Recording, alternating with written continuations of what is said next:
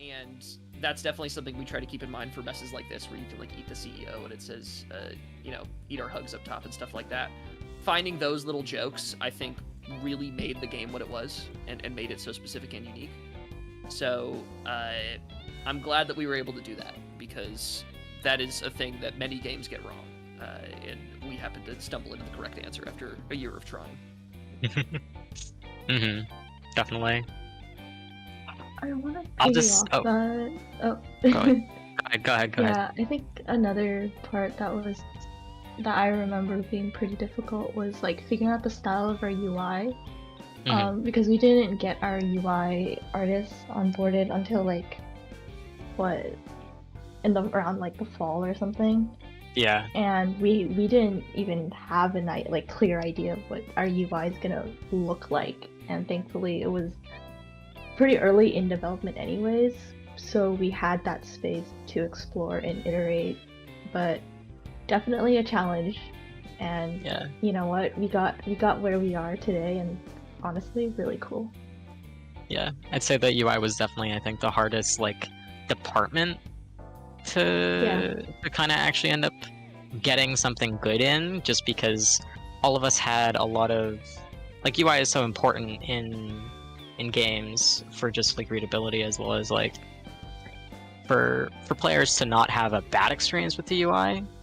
And so it was something that I think was the main subject of like hours upon hours of meetings between many leads, as well as our UI like team, where it ended up becoming just like, okay guys, it's time to reiterate on this again for the like 7th time, because oh man, it's not working yet.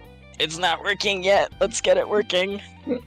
And editing a lot of schedules on me and Charlie's end. God, and so that ended up being a thing into second semester too. Sorry. And all of that UI trouble was certainly not due to a lack of trying.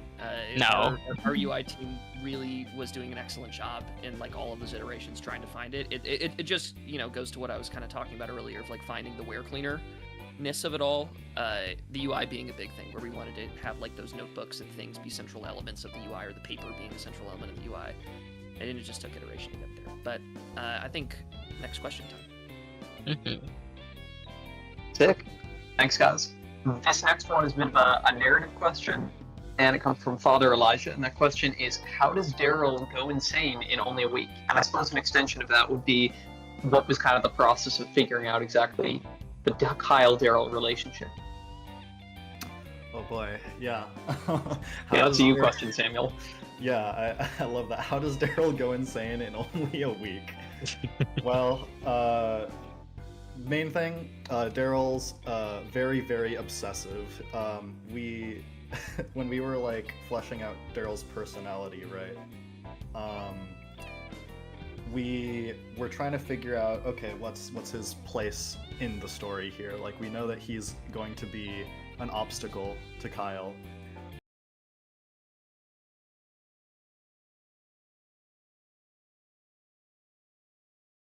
Having him, the dynamic of having him slowly devolve and just show how truly unhinged he actually can be was something that I think all of us on the team really, really liked and found weirdly charming, if that's even the word to use. Yeah, definitely really charming. Yeah. The structure of like having the game take place over like a week kind of felt pretty natural for what the base premise of the game is, right? And so from that point, I think it just became like, all right, well, as the days go on and Daryl struggles to solve the problem of there is something loose in the building, it was just like, okay, well, how do we develop that and make it even more make Daryl's like obsession grow and grow as time goes on, right? And I think that's a really fun part about the narrative of this game. Everything's taken to 110. Yeah, yep, absolutely. I also just want people to imagine for a second that you're a security guard in an office and find out that a werewolf has been infiltrating you and your coworkers like residence every night. Like that is a terrifying conclusion to come to, you know. So I think that I would go insane if I found out that 1, werewolves were real, and 2, they had been eating my coworkers. And that he's the only one between the coworkers and safety. Mhm. Man's got a mission, has to carry it out. We've said it before, but you know, in a lot of ways, Daryl is kind of the hero of this story. He is. He is. Yeah, He is the hero. because Daryl is trying to save people, and you know, Kyle sure is killing people. So, you know, we have a funny little dynamic there as well. All right. I Sweet. think that's it for that question. But Abby, you got someone to intro. I do have someone to introducing the one, the only potion seller, aka Harrison. Hey there. Our usability lead. Yeah, hi. A lot of you may know me as the admin, one of the admins on the Discord, so you guys have a lot of contact with me, but during development, I was very focused on making the playtests happen and making the tutorials. The playtests were just making sure that all of our designs and all of our narrative and other kinds of efforts were like hitting the players the way that we wanted them to. And so, yeah, I guess for most of development, I was focused on that. So let's see. One of the ones that I wanted to shout out. This one is from Neon Sonic YT, and it's a question about whether or not the team owns the game themselves, but I think generally the question could be expanded to like what the process was like to work with USC Games and AGP, and maybe we could inform some people on how that's different from like a kind of production cycle that they might be familiar with. Like how was this different? So yeah. Ooh, yeah. Okay. So kind of how that ended up working was this game wasn't a whim to make necessarily. How we were able to end up like getting a large enough team to make this game was me, the director. I had to end up pitching the concept of this game along with a prototype and a pitch deck to the faculty of USC Games, and along with around 50 other pitches, and after a process of whittling it down, us along with 9 other games ended up being accepted to be able to work in a class called the Advanced Games Project class, and that is how we ended up getting a large team of students, and we were able to produce this game through the class, where every 2 weeks we ended up meeting with the faculty and got their feedback and a bit of their guidance in order to help kind of shape this game in a way where it's oh, we're having issues with UI, or we're having issues with engineering, could you help us, faculty, please, thank you. And along that route we had scheduled deadlines of oh, this is when alpha is due, this is when beta is due, this is when gold master and okay, time to release the game is. And so we ended up going along with their pre-planned schedule. They kind of acted as our publishers, basically. Though in actuality, they do not own any of the IP and they don't own the game. I own the IP, and the actual what we want to do with the game is entirely in our hands. So that is the loveliness of that system. If anyone else wants to add anything to it. Other than just all what Moose said, yeah, a student project is very different than a normal development schedule in that, hey, we're only working 8 hours a week on this. Each of us individually is working 8 hours a week. For retrospect, or for context, that's essentially the same as one person's, day of work. So we're 5 times less efficient than a normal company. So it was very great to see everyone put in especially extra effort where people put in more than that amount of time each week, so that we can actually get this done. So yeah, this was made in a year, but a professional team could have potentially made this a little bit quicker, and if we didn't have anything going on besides this project, we would probably be able to put more into it than we did. But I think for the circumstances in which we found ourselves, I think we're all incredibly proud of all of the stuff that we were able to cram in just under a year. Yes. So, yeah, for people that are kind of like interested in that aspect, that is how it works. Student projects just have way less time to work on them than a professional one. I think that wraps that up. Awesome. Unless anyone else has anything to add. Nice. Anyone? Nothing? There we go. Okay, well, cool. Next up, this is going to be a bit of a different question from Den the Gamer Cat. Why do dialogues sound like Cult of the Lambs, and what's the inspiration behind that? Samuel, is this a you or me? It can be a both of us. Do you want to start? Sure. Okay. What's funny is I've never played Cult of the Lamb, so I can't say that was actually a reference. But what was definitely a reference was basically like Hades and how they end up doing their dialogue for like, kind of before you start a run, you end up having like the possibility of interacting with Hades and like multiple different characters within the world, like right before you actually start a level. And we kind of found that type of system where like you're able to engage with the narrative, but also you don't have to in order to actually like interact with the gameplay was something that we wanted, because we thought that like the audience that we would most likely end up gaining from this, if we were to gain any audience, would be like people who are like interested in the gameplay as opposed to like hardcore story enjoyers. So we wanted to make it so that you're able to skip it if you'd like, which led to this like very easily skippable sequence where like you could just ignore Daryl and go past him if you want to, but Cameron is being nice. Oh. All right, well, Moose seems to have disconnected, but I think also what the question was asking about is why the dialogue goes like, why everyone talks like, hababadabada, habagagaba, right? I'm sure Moose will be back. Don't worry, Moose is gonna come back. Don't worry, Moose is not gone forever, I promise. A rapture. Rip. But yeah, welcome back. Hi. My fucking Discord just decided to kick me out. Yeah, they got worried about you.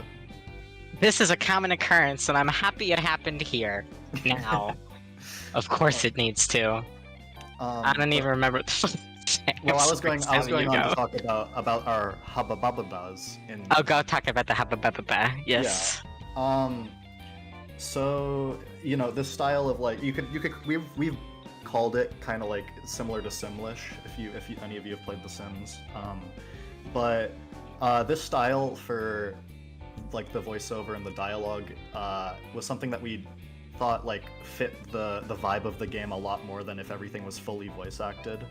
Fun fact, the faculty really wanted us to do like full-on voice acting, and that became like a big question for a while, is whether we would do full voice acting with like fully acted lines, or the style of dialogue that is now what we decided on and currently in the game, which we've been very happy to see that people find it as comedic as we had hoped. There's Daryl's line of like, you lied to me, and just seeing that said in like habadaba, habagaba is just so hilarious. And so yeah, we just felt we went that direction because we felt like it fit our style a lot more. Anything you want to add, Moose?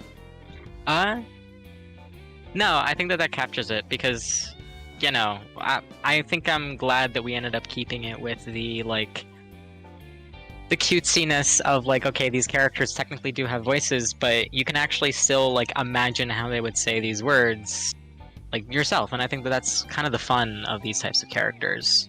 So I'm glad that we were able to keep that type of whimsy. For sure. Great, yeah. And then if I could just add something real quick, I think that one important thing about so Samuel mentioned how we kind of had this question of whether we would do full voice acting the words versus like a Simlish kind of like Animal Crossing hubba bubba.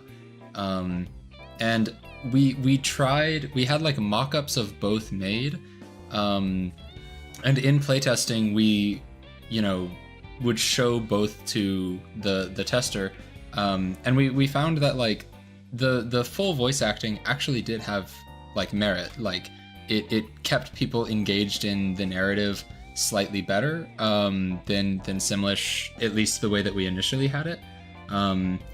But you know, our decision overall was based on not just like the playtesting, but like our capabilities. The Simlish that we ended up going with went in pretty late in the process, compared to some of the other like things that we had.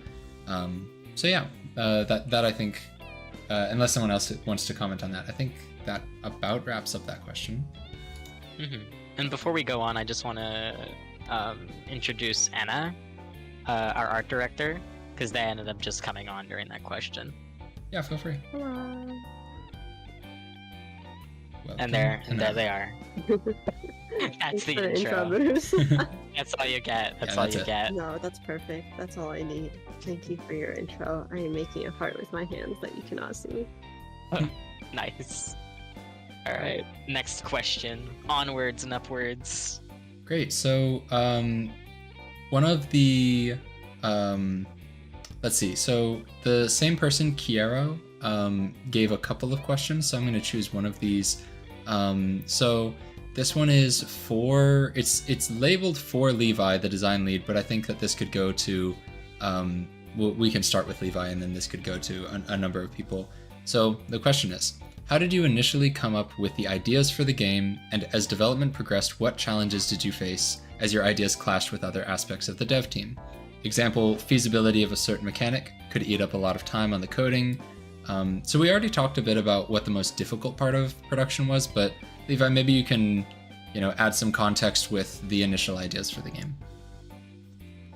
Yeah. I knew, well, we knew at the beginning, with respect to like the game mechanics and the tools, we had this idea that there would be cleaning tools that you could also use for stealth. And so that was nice for kind of guiding the different kinds of ideas we had. And from there, what we did is we just built a prototype that had a bunch of different tools in it. And specifically, we stated with that prototype, like, this is going to be more tools than the final game will have, because we're just going to test a broad range of things. And so there's like a spray bottle that could get rid of bad smells, and there was a poison bottle that could like kill the rats with poison, and there was a utility cart. There were all kinds of different mechanics that aren't in the game anymore, about like your vacuum could fill up with trash and you need to take it to a trash can to empty it. There was like a suds gun separate from the power washer that would make bubbles, and the power washer was just water, like there was no bubbles involved. Anyways, I could go on for a while. Oh, there was a wet floor sign that like people wouldn't walk past. There was a lot of different things. I feel like there was another big one in there No, somewhere. no, there wasn't. No. That's most of them. Anyways, the point is, there was like 8 different things in the game at some point, and what was good about having that prototype is then we can go and look at it and say, okay, what are like the 2 or 3 things that are actually really working with the system? Because a lot of those had really big flaws, and even the ones that didn't have flaws just weren't as exciting as the napper, which is just insanely funny, right? The power washer, which is just a very good general purpose cleaning tool and like looks really nice and is very satisfying to use. And then the vacuum, which is also satisfying and has the trash ball. And so I don't even remember what the question was. Anyways, the key for coming up with these ideas for me is just prototyping, because you can really get a feel for what works, and you know how hard things are going to be to do. Mm-hmm. And I think that we ended up keeping a lot of the design into a question of like, is this serving the actual like the fun that we want the player to have in the game, as well as like Right. the comedy and the dark humor of like, yeah, we just wanted to make sure that they kept answering the question of like, is this fun, is this funny, and like, is the Right. player actually having a good time? I think Right, like, is for example- a good, just, like, censure in that, yeah. Something that we cut alarmingly late is the suds gun, which is like the separate tool that just does bubbles. And what you'd have to do is go over the whole mess with bubbles, and then come back and go over the whole mess with water. And we just got feedback that was like, why is this in the game? It just feels kind of random. Like, why isn't it just one pass with water? And to us, since we had the ideas, we didn't have the perspective to see that that was weird. We were like, I don't know, it's just how it is. But eventually, we kind of just came back to it, and we're like, you're not. I guess players are right. Like, it doesn't actually change anything to have those two different substances, so we just combine them into the one kind of bubbly power washer that we have now. Mm-hmm. And Yeah. I think That was a great choice. Oh, I'm Sorry, sorry. Kyle. Harrison, do you want to go? Well, actually, Charlie, I think this goes this. I was gonna do like a little bit of a follow up to kind of round out that question from Kiero. And I think that concerns you. So Kiero asks about like the feasibility of a mechanic maybe eating up a lot of coding or animation or art time. And so I just wanted to know, when you're designing these mechanics, how much went into scoping these things, and like what was the process that y'all had? Well, you know, what was the process that we had for scoping these things out and, you know, determining whether or not we could get it done? You know, how did that play into the design process? To me, the biggest question when you're adding a mechanic into a game is, what do you need to prove about it? Like, what is a big question mark on that mechanic that you need to put into the engine and actually play it in order to get the answer to? And a lot of that was associated with the cleaning and to the stuff that Levi was talking about. And, you know, to Levi's answer, a lot of the way that we found out whether or not something would work really well is we did a very rough and dirty prototype over the summer, where, you know, Levi would essentially code something very, very quickly, and then we would just play a really rough version of it. And if it was fun at that point, and we saw that there was potential for that idea to be polished up into something, then we would totally go ahead and do it. You know, like for something like the power washer, when Levi prototyped it, it was a big, giant, you know, blue brick in front of you instead of like the very satisfying water stream that would come out. And we just had to kind of like imagine all of the extra bells and whistles onto it to see if it would be something that we want to sink our time into. But in order to actually find out what the total cost of a feature mechanic was, it was just a lot of conversations with people. It was a lot of Discord messages. I mean, I would shudder at the total number of Discord messages sent over the course of us developing this project, because it must be in the hundreds of thousands. It certainly must be. Because it was just all day, every day, us asking questions of other people, like, oh, if we want to do the power washer, you know, who's going to do the VFX? Like, how much research do we need to do to put into the VFX?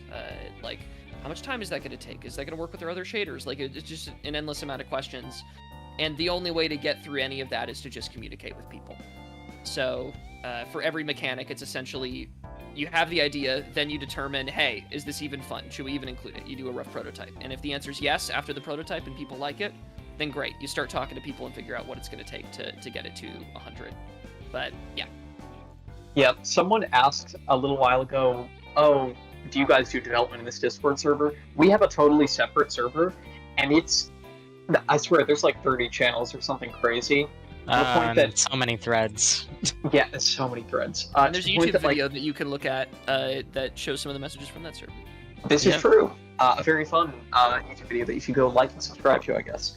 But no, it gets to the point where when you have so many people and so much communication happening, you need to just be very efficient about who needs to be at what meetings, who needs to be in what threads. It's a balancing act, and Charlie, I would tip my hat, except I don't have a hat.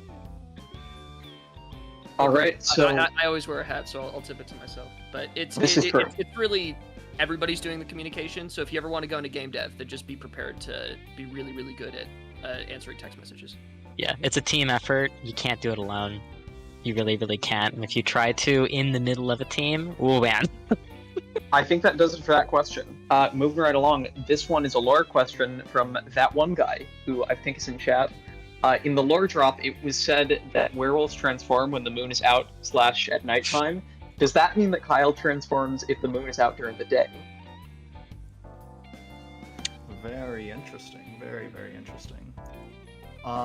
No, Kyle would not in this case, because unless you care to disagree, Moose.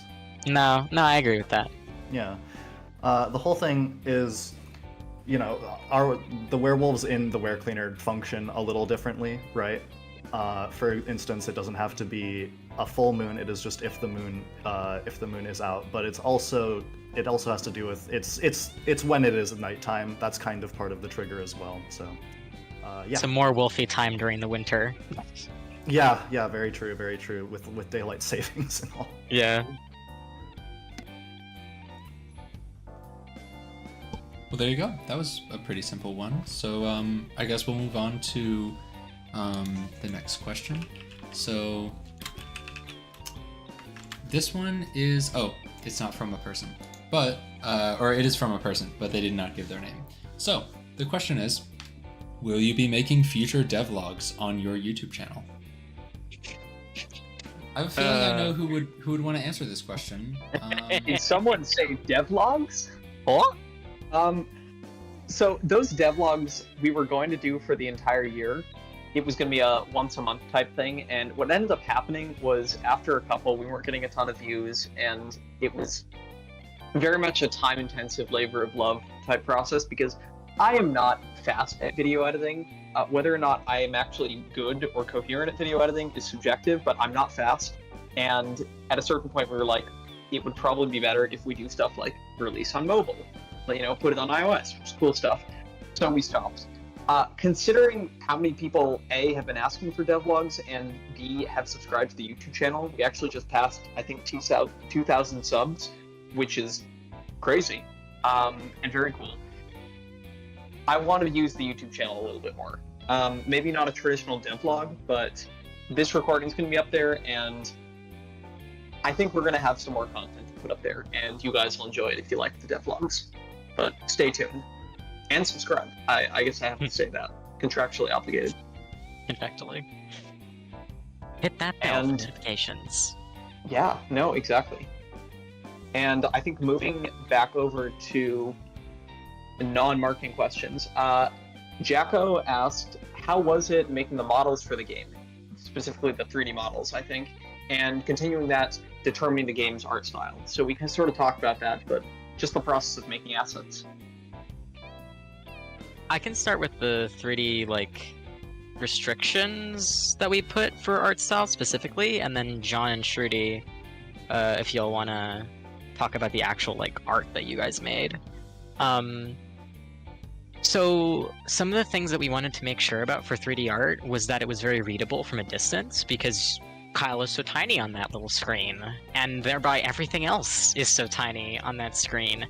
And since we wanted the actual attention to basically always remain in the center of the screen with Kyle, and so that you don't lose Kyle in the environment, and so that NPCs also stick out, since those are the main things that you need to keep an eye out for. We needed to make it so that all of the 3D models didn't really have too much detail in them, beyond colors and very obvious large swatches of colors, so that it wasn't oh, there's a tiny band of black here, a tiny thing of a tiny dot there, and then you don't see it because it's so tiny and so far away. And thereby everything is thick and everything is simplistic. And that's all from me though, because I've talked a bit. Shruti, John, y'all wanna say anything about the art that you guys made? Yeah, I mean, kind of echoing what you just said, most of the feedback I got on the models I made was very chunky. I enjoyed giving that feedback. Yeah. I mean, it was fun to kind of make I guess lesser detail, but also making it fit into the world, so that constraint was kind of fun to work around.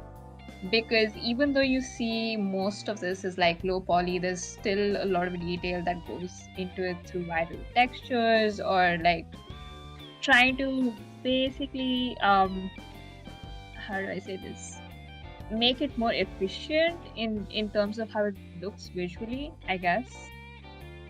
Yeah. And in terms of art, I think I made a lot of random things that did not go into the game, but just for the fun of it, which was awesome to work on. Yeah, no, there's a good chance we'll be showing some of that work that didn't end up actually in the game, Shruti, don't you worry. I guess as for me, yeah, no, it was difficult because I didn't know how far away everything was going to be, so I went detail and then I kept getting back with less detail. So I think I got a sweet spot, but I think it was really funny sitting in my room. My brother comes in and I just have like 30 pieces of trash I modeled like on my screen. I'm just like, yep. Crushing cans with Maya's physics engine. Yeah. Such is the life. Yeah, no, I think I don't know if all my stuff's in here, but I think I found a couple things, which is nice because it means it's blending in with the background. But yeah, no, it was a blast to put Easter eggs on everything, even though it's like a static picture, you can't see it. I put that a little bit of extra detail just in case. Beautiful. I know, it was a blast. Yeah. I also wanted to point out this earlier when you were talking this. I remember pretty early in development, we made a rule that was like, any small item can't be smaller than Kyle's arm. And yeah, that was a good rule. Yeah, for a while we were using Kyle's arm as a measurement for all the items we were making. And if they were smaller, we would enlarge it. And so I remember we used to, when we were like looking at food assets, a lot of them were really small, and we had to enlarge pizza to like the size of Kyle's whole body to make it read, which was pretty funny, like when you're working with it, but when you zoom out, it looks normal, which is crazy. Yeah. Oh god. No, those were some fun calls where Anna and I just sat there being like, okay, how is this big enough? Is this big enough? No, shit, make it bigger. And if we would just like match it to the T-posing model of Kyle and be like, nah, that's a little smaller than his arm. Yeah. The amount of hours that we did that, I cannot tell you how many. Good days, but so many hours. Yeah. It was fun putting stuff in the dev room with all like the whole piece of food and pizza on the table. Yeah, no, because we had an art asset scene specifically just to lay out everything. We stopped using it like I'd say midway through production, but we had just a whole art scene with like almost all the models that we had, and it was just like, ooh, yeah, okay, everything's jiving together, and then once things started jiving, off into the environment it goes. Yeah. You poured it in, and it's like 5,000 times bigger than everything else. Yeah. There were a few of those too, because Maya loves and hates us. I think it sees 0.1 when you put it into Blender as 1 or something. Oh yeah. It's so weird. The joys of Blender and Maya. Clearly so many joys. Clearly a point there. Thumbs up. Oh yeah. Okay. We should stop because then we'll just get on a Maya and Blender tirade. So Harrison, Abby, please. Alrighty. So, real quick, gotta find this. Here we go. Okay. So, this one is 2 questions, but they're very related. So the first one comes from Emoji Hugo, and it is, which of the coworkers, which I think would mean us, would win or do the most damage if they threw hands with Werewolf Kyle? And then the other question is anonymous, and the question is, how powerful is Werewolf Kyle? The first one has to be Cameron, right? Exactly, yes. Obviously, Cameron. Yeah, It is Cameron's gonna Cameron. win. Cameron's the swollest of swole. Cameron's gonna manhandle Kyle into the ground. Sleeper hold him. No. Yes, yes.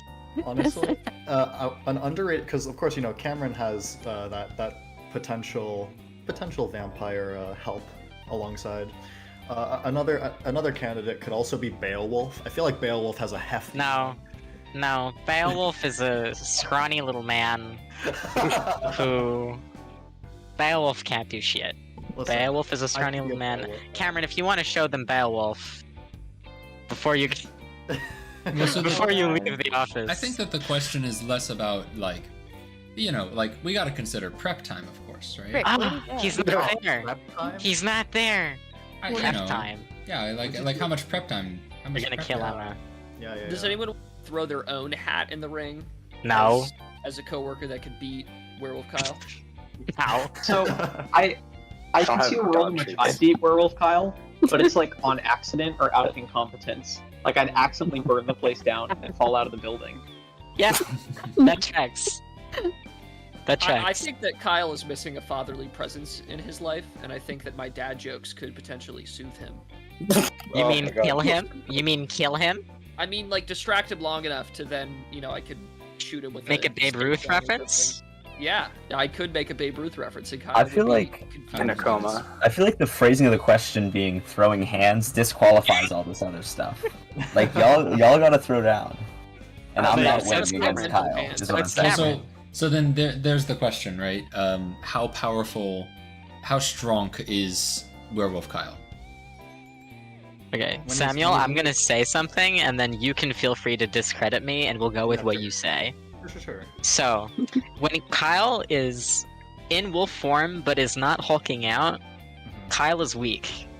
Oh yeah. He is a chihuahua, but he's a chihuahua, but in the sense of yeah, he's all bark but no bite.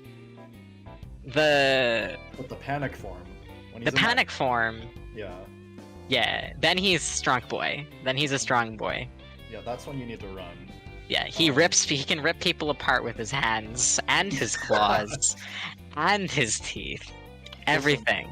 You know how in power scaling, right?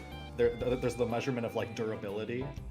Kyle's durability in his hulked out form, it goes crazy to the point where Daryl. We have confirmed that Daryl does indeed use silvered bullets when he creates his little wear tracker T200. Maria. But honestly, I'd say that Kyle could take a normal gunshot if it wasn't silvered bullets. Kyle's durability goes crazy. The bullets have to be silvered in order to have any effect on Kyle. Silvered and pointed. They need to be piercing. Yeah. So yeah, no. Is any normal person, even if they have a normal gun, beating Kyle? I don't think so. I really don't think No. so. Interesting. Exactly. Interesting. I don't have Great many answers hands all to around. throw at him either. I only have 3 left. Yeah. What happened to the fourth? Well, I threw it. Oh, I see. Not effective. Yeah, so this next one is going to be sort of an engineering and design question, and it's from, I apologize in advance if I'm saying your name wrong, I think you're in the chat as well, Everedgian? Sorry, yeah, please yell at me in the chat if I got that wrong. But what if someone sees a body, do they run to the nearest crying spot, or is it all random? How many crying spots are there? It's the nearest, and that's actually kind of makes funny moments because it's not even nearest walking distance, it's nearest in as the crow flies distance, Yeah. which means that sometimes they'll run all the way around the map to get to a crying point that was in theory close to them, but there's no doors to take them there. It's pretty passionate, but there was also a point where because it would just find the nearest point regardless of the nav mesh, you could reset where they're walking towards if you just scared them a bit, and then they would Yeah. run all the way around again. Yeah, and crying points, there's a set number, but they become free again once the NPC is killed. And I think there's at least 30 or 40 of them. They're just random corners around the map. And so there's no way they would run out, I don't think. Any other engineers have anything to say about that? All I right. can say my favorite crying point. When you kill someone in the first cubicle, the one with the little yellow and blue Frankenstein plushie and the coffee cup and the black computer monitor that you see on Cameron's screen right now. Yeah, that one, Cameron. If you get that person to get into the crying state, they will run all the way across the lobby, through the hallway, into the printing room, to hide in the printing room. And that's just such a long distance. And I love watching them just cry all the way to the printing room. All right. So I have a couple. Once again, I'm lumping a couple questions into one. So this one is 2 questions. 3 questions. Okay, so we're gonna start with they're all related to Daryl and his desire to kill Kyle. So Stealing Steel asks, if Daryl learned about Kyle's affliction earlier in the week, would Daryl still want to kill Kyle as much as he does on day 7? And then there's another one that I'm unable to find at the moment. Wait, hold on. Control F, Red Bull. Red Bull. Red Bull. Bull. I think they may have spelled Red Bull wrong. Okay, never mind. There's one the question is, what if Daryl just got a good night's sleep? Like, would he still kill Kyle if he just got a good night's sleep? So there's a couple of questions, including those 2, that are just, asking, like, did it have to be this way? Did it have to be this way is such a good way to put it. Wow. I'll answer the one about if Daryl got some sleep, since that's just a much simpler one to answer to start off with. But listen, even if Daryl got a few extra hours of sleep on like Saturday, right? That would have made him maybe potentially a little less unhinged and absolutely menacing looking as he is when you get to like Sunday. But fact of the matter is, Daryl's opinions on Kyle and how Kyle had basically lied to him were very strong, and so Daryl would have tried to eliminate Kyle regardless in that sense, even with the extra sleep. Felt betrayed. Yeah, he felt betrayed. You lied to me. You lied to me. Because quite frankly, like Daryl by Saturday, Sunday, when he figures out that Kyle is a werewolf, he sees Kyle as a threat to everyone's safety, and he's not wrong. He's really not wrong. So if you could repeat the first question, Harrison, that you listed. Was it about... Sure. Oh yeah, so, if Daryl found out earlier. Yes, if he had found out earlier, would he still want to kill him as much as he did on day 7? Mm-hmm. So there's a weird aspect there, because Daryl on Monday, the first level, says that, if you need anything, you can let me know. You can let your old head of security pal know, right?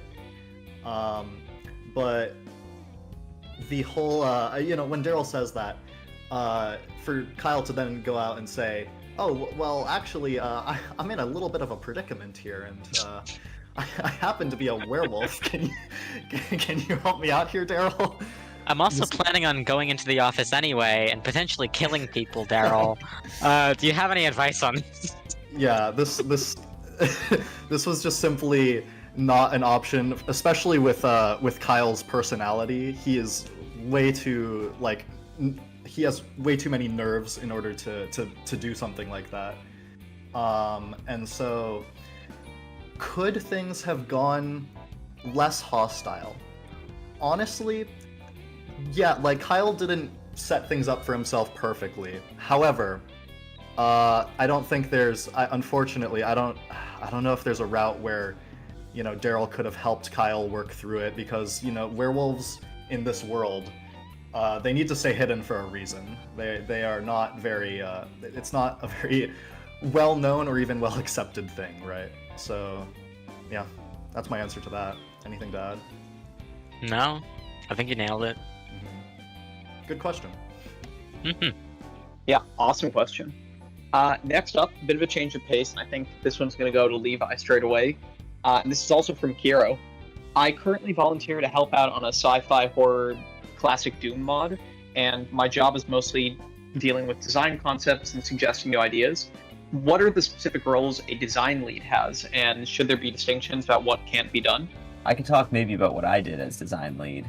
I did a lot of different design stuff, including but not limited to coding the prototypes,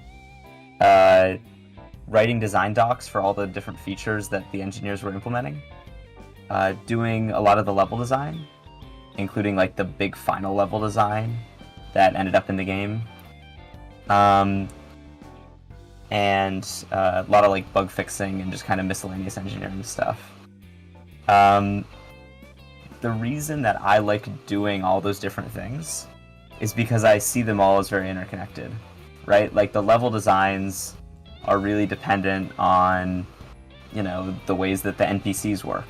And so because I was kind of in charge of figuring out like the NPC scheduling system, it's then very easy for me to go and design the levels to have NPCs that move around in a way that makes sense. Like there's no kind of knowledge gap, or no one has to explain that to someone else how it's supposed to work. It's very easy for me to just do it all myself. And when you apply that logic kind of to all the different parts of the design, that's why I ended up doing a bunch of stuff. That being said, it's super useful to have division of responsibilities. So the other designers on the game, Taro and Angie, they mostly did set dressing and kind of level design stuff. And that was extremely useful because Angie and Taro got extremely, extremely good at doing the set dressing in this game. And that's something I almost never touched. And that worked out really well because the level looks awesome. And so I think that answers the question. Mm-hmm. I can also add just a little bit to... Oh. Do you want to go first? Yeah, can I say one quick thing? Go ahead. Just to praise Levi a little bit from an outside perspective. I think that ultimately what a design lead's greatest responsibility is to essentially communicate the mechanics of the game to people. And you can do that a variety of ways. Levi chose to do it with like really detailed design docs for the engineers and like kind of explaining these concepts like from a technical perspective. But I think Levi did an excellent job of being able to talk to a bunch of different departments and tell them what design needed from them in order to make a mechanic work really well. So, like, one example I could think of just looking at the back of Kyle is, like, the backpack that Kyle wears. You fire trash balls in the game. For a very long time, we didn't have that trash ball counter in the top right.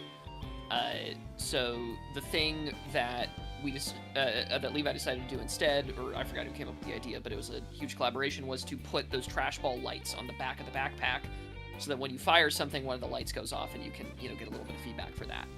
But as a design lead, you know, it's a lot of cross-departmental communication trying to get those kinds of features in because they touch everything. They touch engineering, art, UI, all these different places. So, just to give Levi a shout out, I think that, you know, he did an excellent job at that. And if your role as a design lead at another company, then you should, and this is to the person asking the question, then you should definitely, you know, be very conscious of like how you're communicating to different departments. Because at the end of the day, if your design is not implemented the way that you need it to be, then it's not going to be exactly the mechanic that you want. Mm-hmm. And just to add to that, like Levi's ability to like be so detailed in how he communicates, as well as just like what ended up kind of like being the edge cases of so many things, how these systems kind of interacted with each other, and basically just like the ability to think of as many possibilities as possible when you're interacting with all the aspects of the game. Like that's I think what takes a great design lead, and Levi ended up doing that, so thank you, Levi. But I also wanted to say like something that's kind of an interesting like kind of divide between director and lead designer, because those two roles end up intersecting a lot in terms of like what is the game type of stuff. Levi and I ended up doing a lot of late night calls and stuff, being like, okay, what is the proper like identity of the game and how should that actually end up manifesting in the design? And we ended up kind of figuring out like high level stuff which we kind of couldn't really touch, of like, okay, this is a guy going around an office with tools, that the tools are the main way that you actually interact with the office and the people. Like, it's a thing of like, you can't pick things up and move them places, you can't change the environment. Like, creating those rules was something that was kind of like a collaboration, like that was more high level. So like, there are those kinds of interesting intersections of like things that are like high level enough that they just become rules that even designers can't really end up changing in order for the game to stay like what it is. Great. That's hopefully a lot to chew on, Kiero. Next, we'd like to, before the next question, we'd like to shout out, because the tip jar so far has been popping off. So, Moose, if you wouldn't mind. Yes, of course. I just want to say thank you to everyone who's already tipped us. Like, there's been a lot of like people asking in the server about like the ability to be able to pay us back for the work that we've done, and we really do just appreciate it a lot. So I'm just gonna end up reading out the tips and like the comments that people left with them as just a thank you. Ravio8659 from Dis. You wrote, "Thank you so much for making such a fun game. Thank you for tipping. We really appreciate it." Lord Hef, y'all are doing wonderful work. Thank you very much. Nick, thanks for making a great little game. Thank you. Kane, I won't read the full name just in case it's your actual name. Help Kyle pay rent. Sadly, we cannot. But Kyle's already made rent at the end of the game, so we're fine. The Breathing Lad, thank you. From artist to artist, y'all deserve this. One of my favorite games of 2024. Thank you, that's a high compliment. Thank you very much. Fluffiest Mallard, love the game, keep up the good work. Kai, thank you very much. This is very sweet. Trashy Fur, thanks for the game, guys. Now please help cover some of Kyle's rent. He doesn't deserve this stress. And thank you for... Jesus, it's a very generous tip, so thank you very much. And to everyone, just thank you so much for all of the love and appreciation that we've managed to get for this game. We really do appreciate you guys, and this has been a wonderful experience. Thank you. All right, so cool. So next up, this question is going to be for...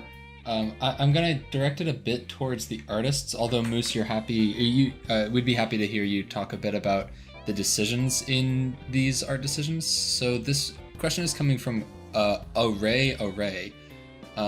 So the question is, what are the main differences between making the game in 3D as opposed to making it in pixel art? And then kind of along with that, I kind of want to see like what the artists have to say about making that distinction between the 3D artists and the 2D artists. I'll start with the 3D versus pixel art first. I think when we were all onboarded onto the project, everyone already had a pretty clear idea of like, oh, this is going to be a 3D game. I remember the initial prototype was in 2D, correct me if I'm wrong, Moose, like the very first one. It was never meant to be 2D. Yeah. And I think 3D is a really good choice for this game, just because it's more like design oriented. And what I mean by that is, I think in video games, you can kind of not choose, but there are games in which like narrative controls everything else. And so you like decide the narrative and then all the other teams follow. Or there's games where there's like, you have this one core thing that you want to put in your game. But for us, it was more about gameplay and making everything feel good. Correct me if I'm wrong, Levi. So the way that we kind of built this game was that design would do something, engineering would put it in, and then art would follow engineering. So kind of the way that we did production is that design was 1 week ahead, engineering was on schedule, so that when we delivered things, it was on time, and then art was 1 week behind. Because of that, I think that kind of like iteration works better if we use 3D, because even if we change something about the level, we can just move stuff around in level design to match that. But if we did pixel art and we changed something like major about our level, we would, 1, have to make a new asset.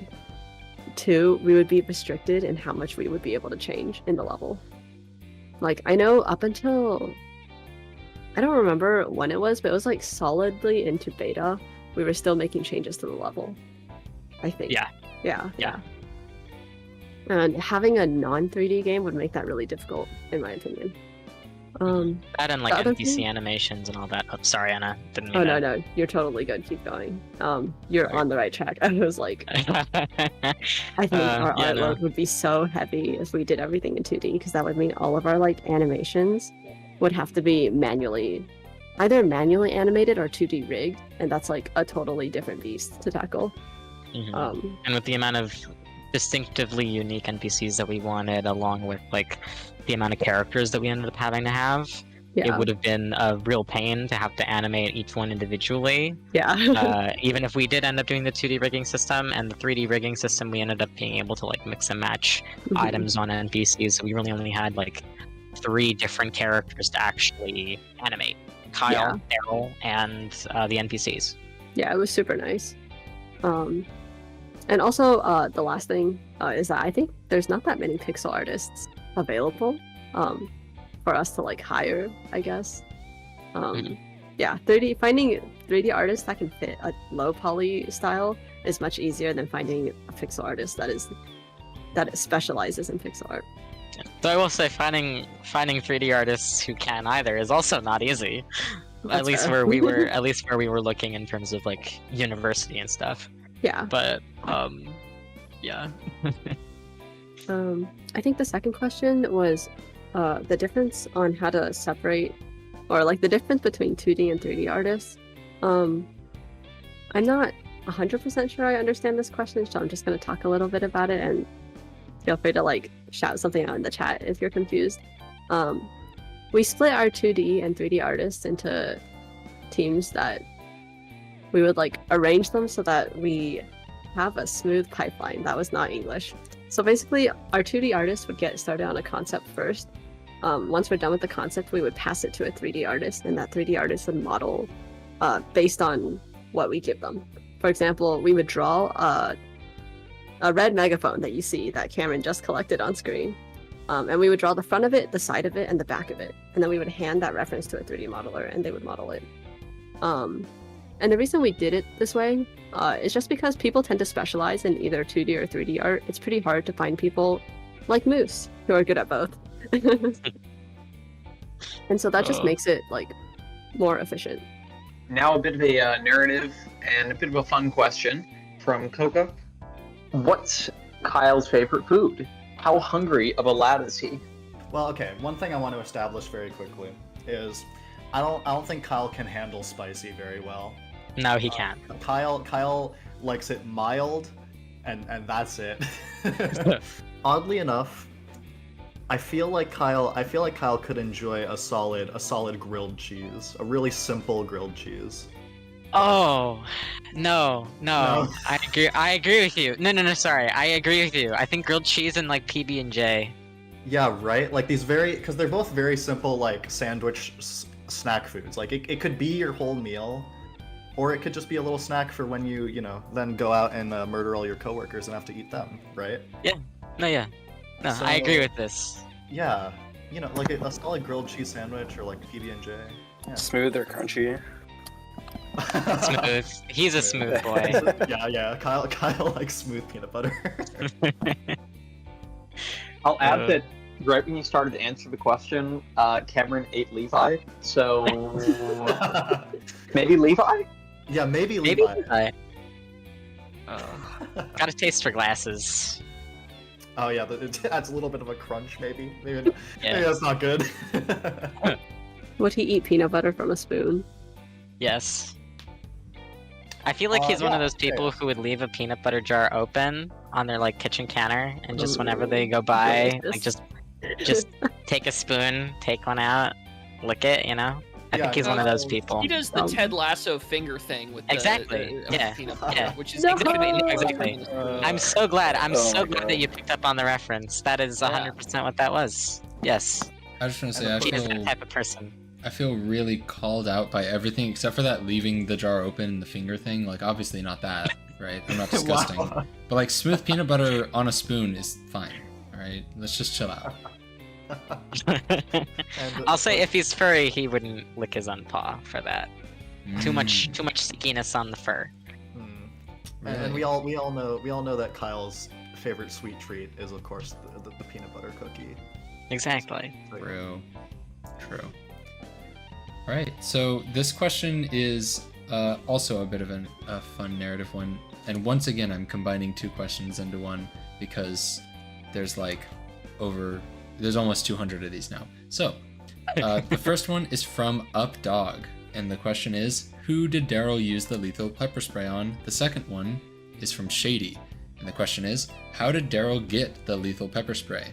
And did he make it for a project, like the collectible description suggests, or did he buy it somewhere? Alright, well, what's up, dog? Basically, alright, so the lethal pepper spray, right? Here's what you need to know. It is a 100% Daryl made item. It is one of his special projects. He of course has that freaking panel in the floor with all of his weapons. Those are all Daryl made items, all right? And the lethal pepper spray is no exception. That's not something that Daryl was just able to buy. No, Daryl took time putting the mercury in that lethal pepper spray. As far as who Daryl used it on, it's a bit of a mystery. It could have been someone in the office, or it could have been someone outside, to be honest, because Could have been his landlord, honestly. yeah, it's a true mystery there. But the scary thing is that it's 100% confirmed that Daryl did use it. It is not half empty for no reason. No, Daryl used that on someone, and we can only hope that they somehow survived and are okay, maybe in a hospital. Oh my god, still alive somewhere. Yeah.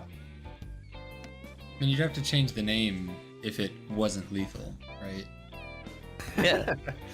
Yeah. Potentially lethal pepper spray. Potentially. Almost lethal.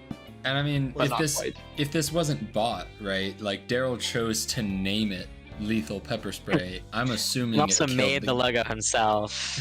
Yeah, no, he did. As a designed graphic it. designer. Yeah, As a yeah. graphic Daryl designer. moonlights as a graphic designer. He really excels in Figma or Canva.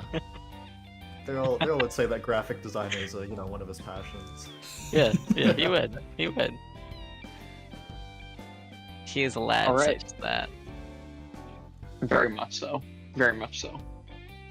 Okay, this next one is sort of a future plans question from Creature. Are we going to post any of the WereCleaner music on YouTube? And by extension, other platforms as well? Alright, so we have a fun thing about that. Literally after the Steph stream, we're going to be talking to our composer to see what he's interested in. So when we actually have proper information for y'all, we'll end up probably doing an announcement. There's a good chance we'll be able to get it on Steam as a soundtrack. Where else we'll put it, we'll see. But there's a good chance it's going to happen. Yeah. And for context, if any of y'all haven't used Steam Music stuff before, it lets you download them as MP3s, so you can put it on your phone and do with it what you like, and that would likely be a free release. So once again, this one's two questions. So we're gonna go, but they're related to the same thing. So they're both related to production. So the first one is from Red Kite, and the question is, with quite a lot of people having worked on this relatively small indie game, was teamwork and communication between the different team members and departments a challenge?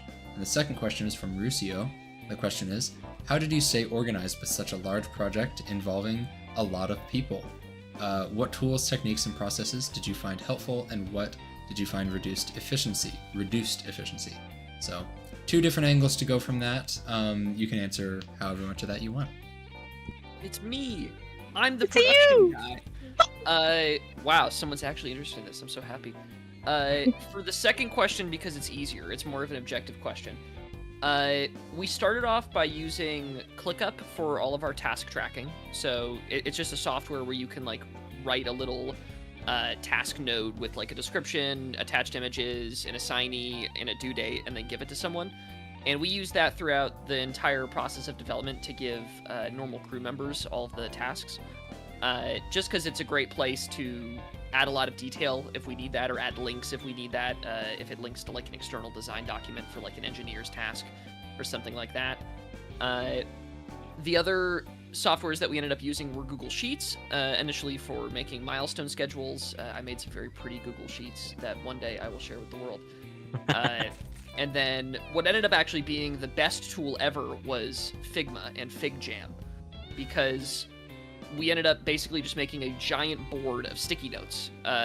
And I put a name of every person on the team, and if I wanted to give them a task each week, I would just put a sticky note under their name saying what the task was, and that really let us see all of the stuff people would need to do at like a high level for development, and it really allowed us to know whether or not somebody was going to have a heavy week and we needed to maybe move a task back, or like see if there was any inconsistencies with what people were getting, or if we needed to do something before another task could get done. But generally, if anyone is into task management or production, my biggest piece of advice is keep it simple. Do not do something fancy. No one on your team likes looking through tasks. It's not fun for anyone, including me, and I'm the one that writes them all. So what you want to do is make it very simple and very easy to use. As for the other question of how do you manage all these people with all the communication or lines of communication that you have, it's really hard, and you honestly can't do it. Like, I could not talk to 30 people each day to get them organized. So what you have to end up doing is assigning people to own specific areas of the project. And you want to get people that you can trust, who are really good at what they do, and who are great at communicating what you have to the people that they work with. So I think a phenomenal example, and I think a lot of the engineers can hop in on this one if they want, is someone like Cameron, who's our engineering lead, right? I would not talk to each engineer specifically for all of their tasks. I would talk to Cameron, who would tell me, you know, kind of like what we're able to target that week or do that week, and I would get a sense of the feasibility. I would write up the tasks, then I would have Cameron review them, and then Cameron would be the one to manage the progress on those tasks for that entire week. And everyone would essentially communicate through Cameron. Cameron would give me a status report back, and that was kind of the pipeline that we set up. But yeah, basically, to manage a big team like that, you have to create a smaller team within the team. And for us, it was our leads, who I love and trust oh so much. Yes. To communicate all of the weird scheduling stuff that we had, because every single week we would have a leads meeting that was kind of like where we would center ourselves and do the majority of our communication. But yeah, keep your softwares very simple and make sure to assign people to own areas of the project. Because otherwise you're just going to be talking to 30 people, and it's going to be too many voices for you to manage. Something's going to slip through, and you're going to feel bad about it. And also to just hop on this because it's about communication for the larger team. There was a lot of like, I'd say also a good thing to keep in mind is if you're in a larger team, and especially if you have to talk to so many people with it, taking a lot of time for yourself is necessary to just recharge and like not remain on all the time. Frankly, I wish that I took a lot more breaks during the process, as well as like actually took care of myself a lot more, because I kind of didn't. But I would just say that, like, especially if you're not used to having to talk to so many people on a constant basis, especially having to like properly have answers, properly like make decisions and expend energy actually like trying to make decisions that will ultimately be good for the game and stuff like that, because that's work. It might not feel like work because you're just talking to people, but it is work. Like hours upon hours within a day can be spent just talking to people and communicating about the actual things that you need to do together. And so taking care of yourself is a large part of the communication process in that. So I think that's all I wanted to add to that, but yeah. I think I would like to piggyback off of that, or like just production from my viewpoint. It's also a lot of like being understanding and kind to your teammates. I think my experience as the art producer really taught me how to like work with different people who just have methods and processes of how they make things very differently, and how do I support them and make sure that I am both keeping on track with what art needs to do for the game's development, as well as making sure that our artists are also comfortable and can work within the means that they have, since actually a lot of our artists are volunteers and they worked remotely. So it was a lot of back and forth, but thankfully we got it to work, and I'm really happy to have worked with them and everything. Yeah, Amy is a fantastic example of a person who's really great at kind of meeting people where they are and being able to find that bridge between what we need and where somebody's at. And there are countless examples that I could think of Amy doing some really great production work by, just taking the time to do one-on-ones with people and to figure out how, their life is going, if they're busy, if they're able to, hit milestones or something like that. And if they're unable to hit a milestone, instead of going well, you're awful and bad and you should feel bad, Amy did a really, difficult thing a lot of the time, which is to actually work with them to get to a point where they can hit the goals that we need and we are not overwhelming them by giving them too much stuff. So I was really happy to work with all the production team because I think that there was very few major communication breaks throughout the project. And I think that generally people were able to not work too far outside of their comfort zone on things that we needed. Great. Yeah, I definitely would say that Charlie, at least when I was working with Charlie, it was a lot of him keeping myself in check, understanding how the logistics of things, and then I would come in and be so can the person actually handle it? And it was a lot of back and forth, but overall we worked really well together. Okay. Can I comment on the HR comment that somebody put in there? Yes. Please do. Yeah, HR for small projects is really funny, but the real HR person here, besides me yelling at people with a megaphone to get the work done, is Sierra, who a Steam review made infamous by saying that they hated Sierra because they guard the office of the CEO. Sierra's my girlfriend and is really the true HR person because she managed me and made sure that I did not go insane over the course of this project. Here. Yeah, by reminding me that yes, texting people all day is indeed valuable work and that I should feel good about myself for doing that. But yeah, the true HR of the project is Sierra, and then I'm just the guy that kind of told people what needed to get done and when. There we go. Nice. And Harrison, were you going to ask the question about some art in the game? No. You've got a question to ask, so you can go ahead and ask, and then I've got another one. I've got a few more teed up. So. Okay, wonderful. So this one comes from Anonymous. They didn't put their name in. Interesting. And the question is, who drew Daryl and Kyle in the credits?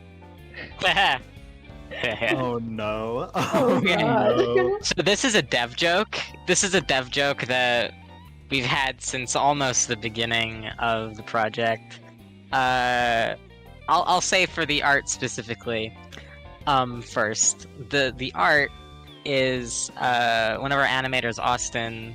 They ended up making that their first day on the project, and it became a meme in our server. And I thought, all the things in the credits are memes anyway. I'm gonna post this as a meme.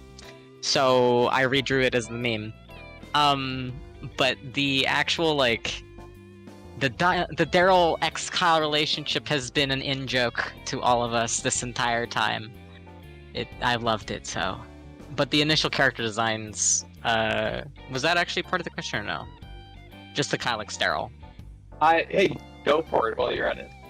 Okay, while I was at it, the Kyle and Daryl designs plus the concept of the story was fleshed out before we had a team, basically. Where it was okay, off I go, sketching these fucking characters, and here they are in proper 3D form. All right, so yeah, I mean. That was probably the most important question of this entire thing. So thank you for being open about that. Thank you. Open and honest. Open and honest. Open and honest. Okay, so this is not one question. It's not two. It's actually 6 questions. What? These 6 questions are all dealing with a part of the lore that I can take a little bit of credit for. But so I'm gonna list off all 6 of the people first, and then because they're all about the same thing. So we have Lucas Critical, Cindy the Snack, FGV Fire, Whoa Amy 0985, Anonymous, and Alec. So it's all centering around what and who are the Werewolf Integrated Society, and also like how werewolves, because it implies that there's like, it implies a level of like how werewolves are treated in like society at large. So who is the Werewolf Integrated Society, and as like a throw-in, are werewolves known by the rest of society, and like how are they treated? Wow, when you said 6 questions, I was really smiling the whole time as I was waiting for you to read it off. Great. All right, so Werewolf Society Integrated, right? It's basically a hidden group of werewolves that basically make little that make information pamphlets that help other werewolves live amongst humans and like it's it's of course our tutorial for the game, and so we were trying to give it the flavoring of like it's how Kyle has learned to kind of it's one of the ways that Kyle's learned to live amongst people in a mostly inconspicuous manner, right? And yeah, Harrison, since this was such a since I know that you did have some influence in this, I can also bounce off of anything that you want to say on this. Sure. Okay, so one of the I'll say like on the development end, the Werewolf Integrated Society, or I guess Werewolf Society Integrated, was initially pitched as just being an explanation for why a tutorial would exist. So we had already thought that like the Power Washer and Vacuum would have little pamphlets that were like potentially made by the company. So you have like the Power Vacuum 20,000 or something like that. And we wanted an in-universe reason why you would be taught what to do when you kill someone. And so we're pitching around ideas, and one of them was that there's like a werewolf society. I think actually in one of the mock-ups that I made, I just put it in there. Like I just wrote Werewolf Integrated Society, which became Werewolf Society Integrated. So it just kind of became a thing out of that. And then there were a lot of other ideas very early on in the process for how tutorialization could be within the game world, like diegetic. So one of which was like having like a mentor werewolf janitor who shows you the ropes, which obviously did not make it anywhere near the game. But yeah, there were a lot of different ideas, including like for the napper, the idea that it's just like some stuff that Kyle scribbled on a page, to like as doodles, kind of like the sticky notes.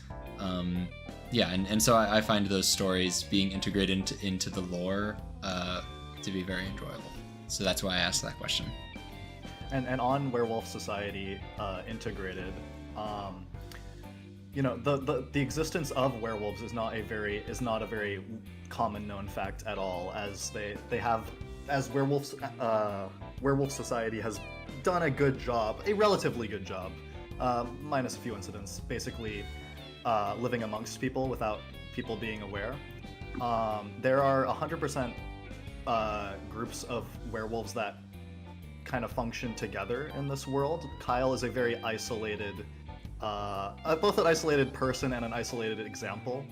But we have talked about before how, Kyle's family it does consist of other werewolves, and so yeah, he does pay them a visit every now and then. But other than that, Kyle's pretty much on his own in his little werewolf life. Yeah, he is a lone wolf, as someone said in chat. Exactly. God. So, yeah. And there's a bit more about werewolves in, I think, frequently asked questions, as well as the Q&A channel, because we have been getting few questions about like what are werewolves in this world too. So there's a chance that if we didn't manage to answer werewolf lore questions, they're in there. And also, there's just so much more depth to this, because in the penultimate cutscene, when Daryl's looking at his board, there's like a scrap of paper from what looks like a Monster Hunter, style book. It's got like werewolves and like this cool like sketch drawing of a werewolf that's like really vicious and cool. And then like cut to Kyle like just spraying water with like rocking back and forth in the CEO office. So someone in society wrote a book where they mentioned like a monster manual where they mentioned werewolves. Yeah, who knows who that is? Exactly. There we go. Amazing. And sorry, I'm just observing a quick moment of silence for the cutscene that we're currently watching. Wow. No right. silence. Daryl doesn't deserve it. Even like a second of I meant moment of silence. Thank you, chat. Rest in peace, indeed. Rest in many pieces. Anyway, this is going to be a F's in the chat. Thank you. This is going to be this next one a little less specific to the WereCleaner, but it is. What would you say is the most important thing to remember when developing a game? I can go first. I feel like we've kind of touched about it a lot actually with the production questions, but I think communication really is it, and that like especially if you're doing it with a team, remembering that you are one of many and that you doing your part helps everyone else do theirs. And I think it's the thing of like being present in the process and like being a good person in it is really important, of just like maintaining yourself within a team and like all the things that kind of come with that. For Being me, a I'm good player. also gonna step in and give like a shout out to Charlie, because I feel like the production was like a huge factor in this. I think it's specifically for a lot of these indie games, a big problem is scoping, but Charlie's done a great job of keeping up with the macros, getting all these task lists done. In general, it really helped finish the game. Thank you, Sung. I think the answer, or for me, the answer is, what the hell are you making? Is probably the most important question or thing to keep in mind when you're making a game, because so often we would have ideas for the WereCleaner that we had to cut, not because they were bad ideas, but because they just didn't match the thing that we were trying to make. And you need to have a really good understanding of what that is, because if you don't, then your game is going to feel really uneven to people, and it's going to feel like it doesn't have a huge heart and soul to it. And I think that one of the best things that Moose did on this project was really act as that kind of person who knew exactly what the WereCleaner is, and knew how every part of the game was meant to fit into the whole. Because without that, we would have made some choices that maybe didn't add as much character to the world, or maybe didn't feel as fun or funny or unique to the WereCleaner. So yeah, if you're making a game, just know what you're making and always remind yourself of what you're doing through using either like game pillars, through figuring out who your core audience is, and always trying to answer every question through like, would my core audience like this? Just find a way to remind yourself of like what exactly it is you're putting all this time and effort into.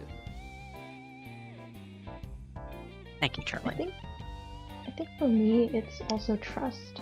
When you're working on a group project, no matter what it is, you want to make sure that you can trust your teammates and they can trust you to make sure everything gets done. And when that trust starts wavering, it can become a nightmare to deal with. And it's not a fun time. And we want to make sure that everybody is having a fun time. So I'd say like trust is also another thing that's very important when developing a game. This is going to be real rich coming from me because I'm the one that did all the playtesting, but I cannot stress enough just how important it is to, like, you know, it doesn't have to be a formal usability playtest in the sense that like I was doing on a weekly basis, but like just getting someone's eyes on your game. I know that, like, especially if you are a smaller, like maybe a solo developer, it can be very daunting to show, especially like your friends and family, your game.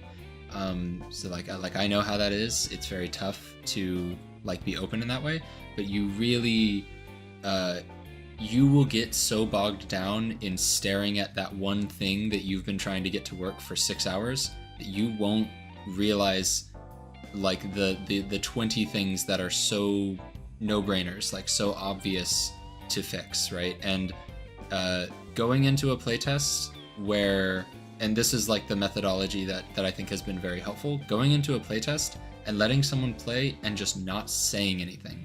Like, don't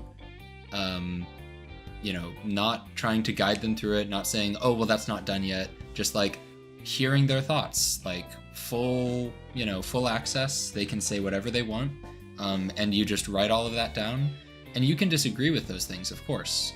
But I think that, like, especially, you know, no matter how large the team, whether you're a solo developer, 30 people or 500 people, you have to get someone who isn't making the game to put eyes on it and to, you know, tell you, like, some of the best changes and decisions that we made in this game came directly from like a piece of feedback from someone that we trusted, or overwhelming feedback from like a lot of players, or even something that players didn't tell us but that we realized, like Human Kyle is a great example that maybe another person can go into, where like it's not like anyone said, oh, I wish that Kyle was a human in level 1. We just realized that the way that the narrative was flowing, it would make more sense, and it was a change that we wanted to make. That was a pretty large change based on how late we were in the process. So I think playtesting is such a huge thing, and that's why I like my role. No, well said.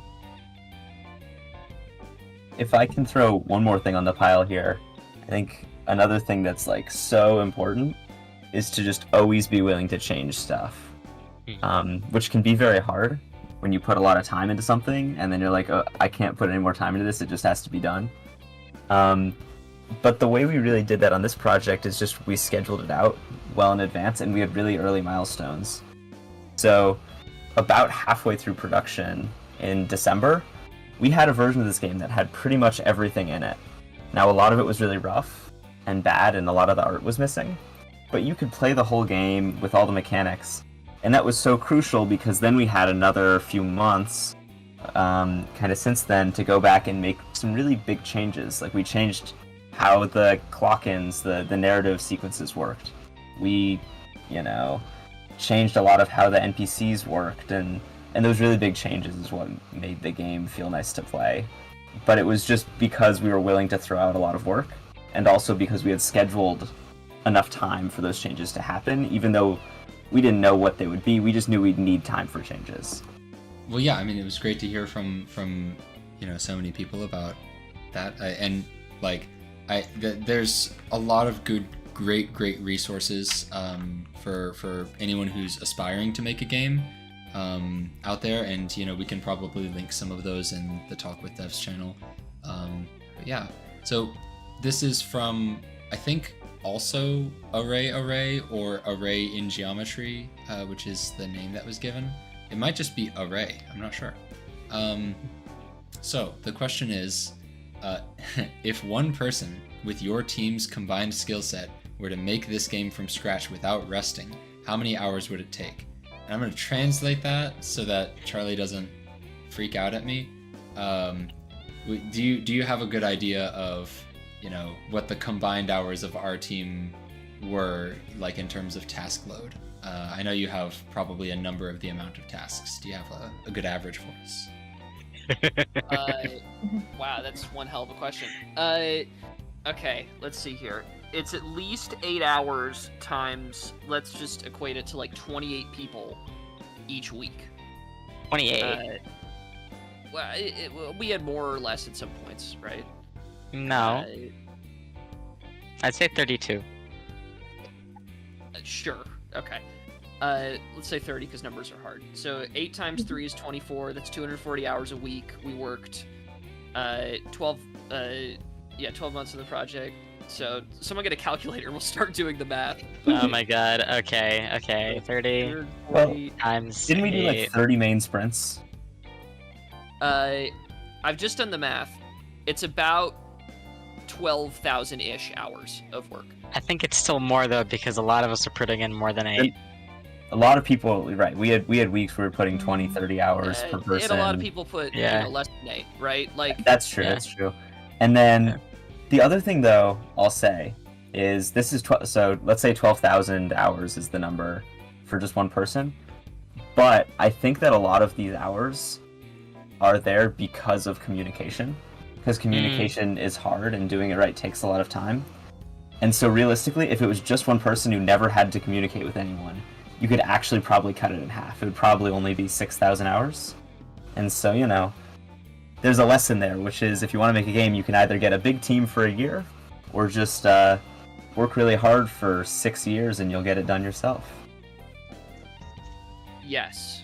I also think that one person in other ways is going to lengthen the amount of total potential hours. Just because it's going to take that one person... Like, the one cost that we never really associate with game development is the amount of time that you remake shit. And I wonder how difficult that is if it's just one brain instead of a bunch of really smart brains going at it. Like, I wonder how much faster you get to the thing you're trying to make. So, yeah, it's a really hard question to answer, but yeah, somewhere in the thousands of hours, in the upper thousands of hours, you will find the amount of time it takes to make WereCleaner with one person. Yay! Yeah. Isn't that nice? I'll also say, just as like a even further note to this, I think that like Levi said, a nice thing about solo development is that you don't have to communicate with other people as much. But I think that the amount of iteration stays the same, if not grows like exponentially, because not only are you remaking shit, but you're also having to like constantly, take time and refigure out things that you think don't work.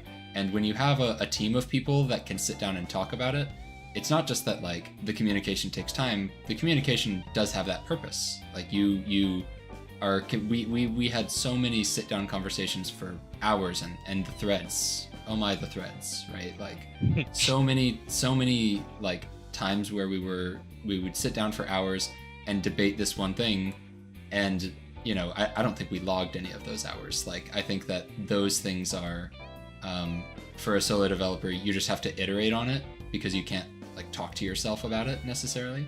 So that's my opinion on it. Yeah, if you're making a game, just be prepared to take a lot of time. What is the I'm in next love. question? Abby, are you available with the next question, or do you like me to get it? I can pull it up. Yep. Cool. This is gonna be a short and sweet one that hits a little close to home for me. From that one guy, why and how is there a forklift in an upstairs office? Oh my god, thank you for asking that. Thank you. There Thank you. used I to wanna be know. a freight elevator. There used to be a freight elevator. But I it's not wanted in the some game type anymore. of fucking Where did So- the freight Yes. elevator go physically? Did they hide it? physically. It's like Yes. it used to be where the mailroom is now. Oh wow. Well, there is So no it- mailroom. It must have gotten deconstructed to make more mailroom, and and now the forklift is just stuck there, and they just kind of throw everything out the windows, or they load a helicopter straight from there. And the forklift is very important for that purpose. Yes, and the forklift can totally get through every single door within this office, and can leave the forklift zone. There was a 100%. day where we were coming up with all of the random, wacky ideas for rooms in this office, and the forklift freight elevator was one of the funniest ones to me because I was like, this is not a first floor office, but okay. The like botanical garden, which somehow made it into the game. I wanted the freaking. I mean, I love it that isn't it's a in there. garden. It isn't a garden anymore. It's simply my office now. But it was supposed to be an outdoor balcony garden, and it's now tiny. What are the compared cut to what it ones? could Were have there been. any like crazy rooms that were cut? I think that one mainly. The garden. The fact that there was going to be a balcony, and you could Yeah. go outside. Well, let's not forget Outside on the same floor. Let's not forget the contention around the train room with animated trains, right? Oh yeah. That was- Everyone I- thought that I couldn't do it. Everyone thought that I couldn't do it. That the Moose, train I room. believe in you. I know you believed in me because Abby, you believed do the you same wacky bullshit. No, you didn't. No, you 100%. didn't. I was there. No, you Tell didn't. me. No, you didn't. You were there, but you didn't believe. I said trains are a great use of our time, and we should put more of them in the game. I said, why not make every office a train room? Why not make every office a train room? And there goes my little train. My There, beautiful train. there used to be the Twilight Room. If There anyone used. wants to look at that. Oh, yeah. Oh my The God. Twilight Room because of the frickin' vampire and werewolf bullshit. Were we going to have a collectible talk about it too? When we were still. Right, Samuel? I'm not just making things up. Like we were gonna It have a was collectible very about it. Very briefly considered. Very briefly. Yeah. The Twilight Room was very quickly considered not a good idea. Just Yeah. because of how dark it would be. Also, a room that is in the video game, but was not in the video game for a while, which would probably be interesting to hear about, is Daryl's office was not gonna, or like in the form it's in. Daryl's office was not gonna be in the level at all. Actually, it would be like it was gonna be entirely in these little 2D, like almost visual novel-esque sequences where basically think of like the front desk security booth at like when you like walk into like a really corporate building. It would be something like that.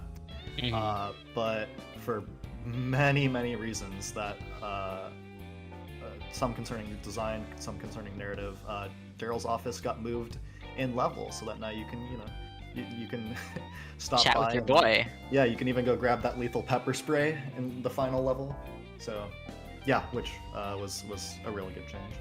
Right. yeah. A part of the system too, I remember, was that there would be branching paths based on how well you did in the previous levels. But because sometimes you could go back and play a level and do better, it led to this narrative dissonance, which is one of the reasons that we took it out. Yeah.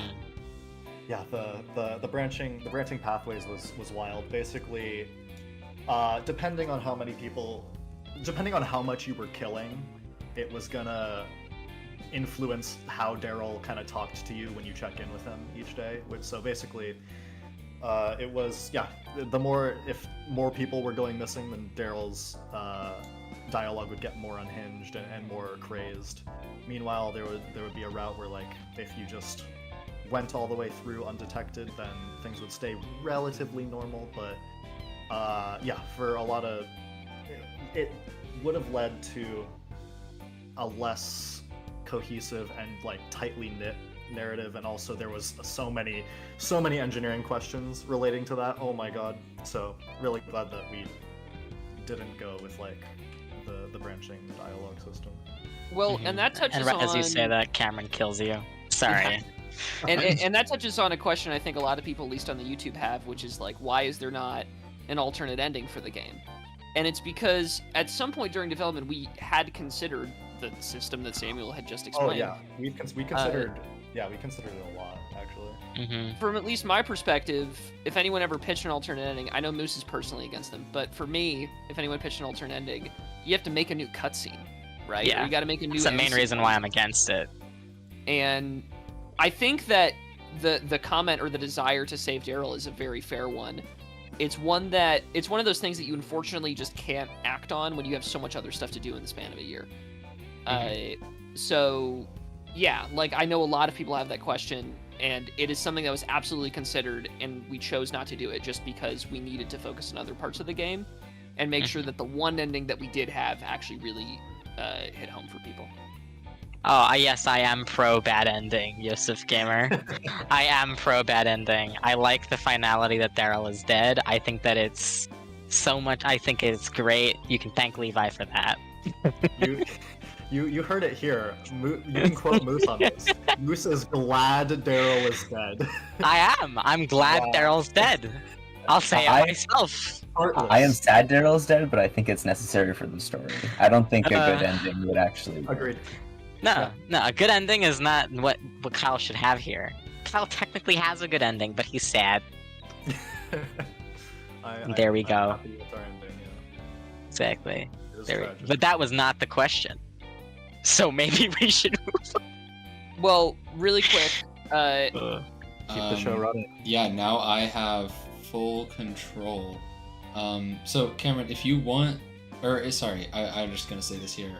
If someone wants to pull up an older build, while Cameron, is here, and then we can swap to one of the older ones just to show it off. I have prototypes set up. I was looking through this last night. Should I do that? Cool. Yeah, so Cameron, I don't want to force you to 5-star no kills every single level for like 2 more hours. So if you'd like that. It's all good.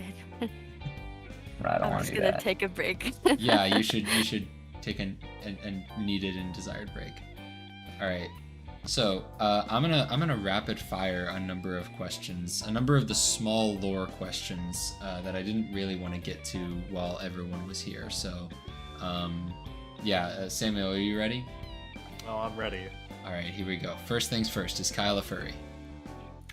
I don't know, guys. Is Kyle a furry? Is Kyle a furry or not? It's one of life's great mysteries, right alongside the meaning of life and how many licks does it take to get to the center of a Tootsie Pop. Anyway. Did you have that prepared? That was so good. Oh my god. Anyway, let's have to move on to the next question. Okay, cool. Next question. Next question. Okay. Alright, next question. There's a number of questions about in what condition would Kyle transform. This is one of my favorites. The International Space Station orbits Earth every 90 minutes. What would happen if Kyle were aboard the ISS? Would he transform every 90 minutes? You know what? I actually just got to answering that yesterday, so I can just read off my answer from before. Yeah, this is one that I answered just yesterday. Excellent, great. Yeah, but to explain, indeed he would. As far as if Kyle's body would be able to handle transforming that much, like that in that quick succession, it would probably be a little problematic. But Kyle doesn't have to worry about finding that out at all. If Kyle were to aboard the ISS, he would get quite nauseous because I don't think he'd be able to handle space very well. He's a very nervous person. But yeah, the where astronaut confirmed? Question mark? Wow, kind of morbid there with the body stuff. All right, next question is, what would happen if there was a blood moon? Oh, okay.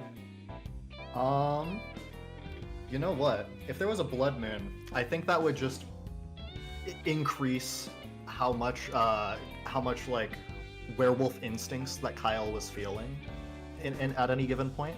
It would probably, maybe that more meek, quiet side of his wolf form would kind of fall to the wayside, and maybe he'd constantly be in his more like scary, I'm going to eat you, hulked out form. It's a really good question, honestly. I think it would have an effect on his behavior a little bit. So luckily, no one in the office actually had to deal with Kyle's form during a blood moon. Also, I'll call out that Levi is playing an older version, an older prototype of the WereCleaner. So definitely take a look at that because there's a lot. Honestly, to talk about it, Levi, as well. I'll talk about it. It's pretty crazy. So the biggest thing that you might be seeing is this vision shader, which turns the world kind of gray. This was kind of inspired by Among Us. And there was this idea a while ago. Watch this NPC. He disappears when he leaves the zone of vision. This was kind of inspired by Among Us, And there's this idea that maybe it makes the game really chaotic because you'll like run into a room and there'll be a person there and you'll just kill them and you'll have had no idea that they were there. Like that, right? Like it makes the game a lot crazier and harder. And you can also see in this version there's no dead bodies. It just, everything goes red immediately. The thing that this did to the game design though is the game ends up being really random.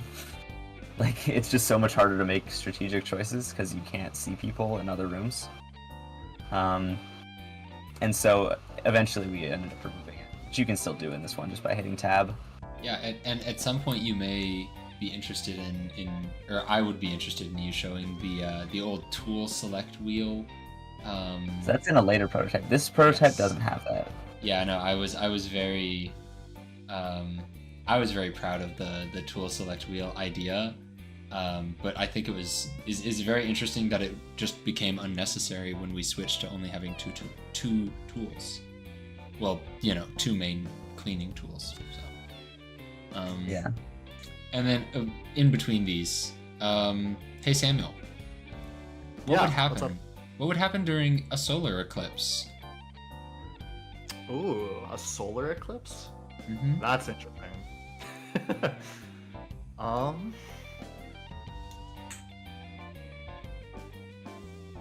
You know, maybe there truly would be an extremely short period of time. Actually, let me think, because this goes back to the sky question, right? Because it's not all about whether or not the moon is in the sky. Because the moon being like slightly visible in the sky during day doesn't mean that Kyle would necessarily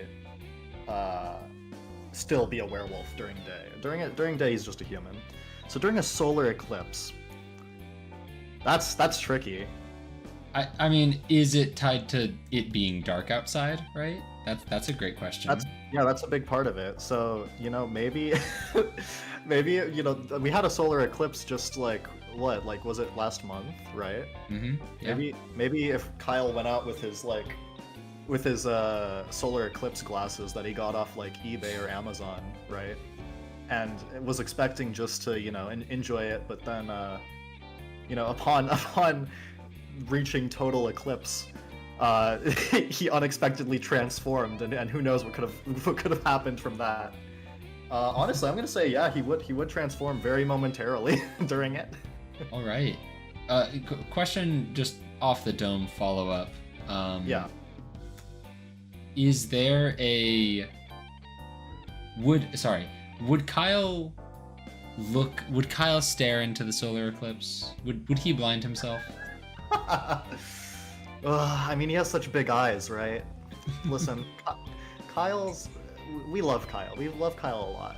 Kyle's not the brightest always.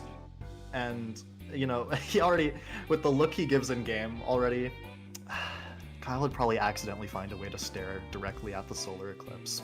He's just a dumb little guy. He's just a little guy. It's not his fault. It's really not. Oh, Levi showing the issues with the doors there. Yeah, old door system.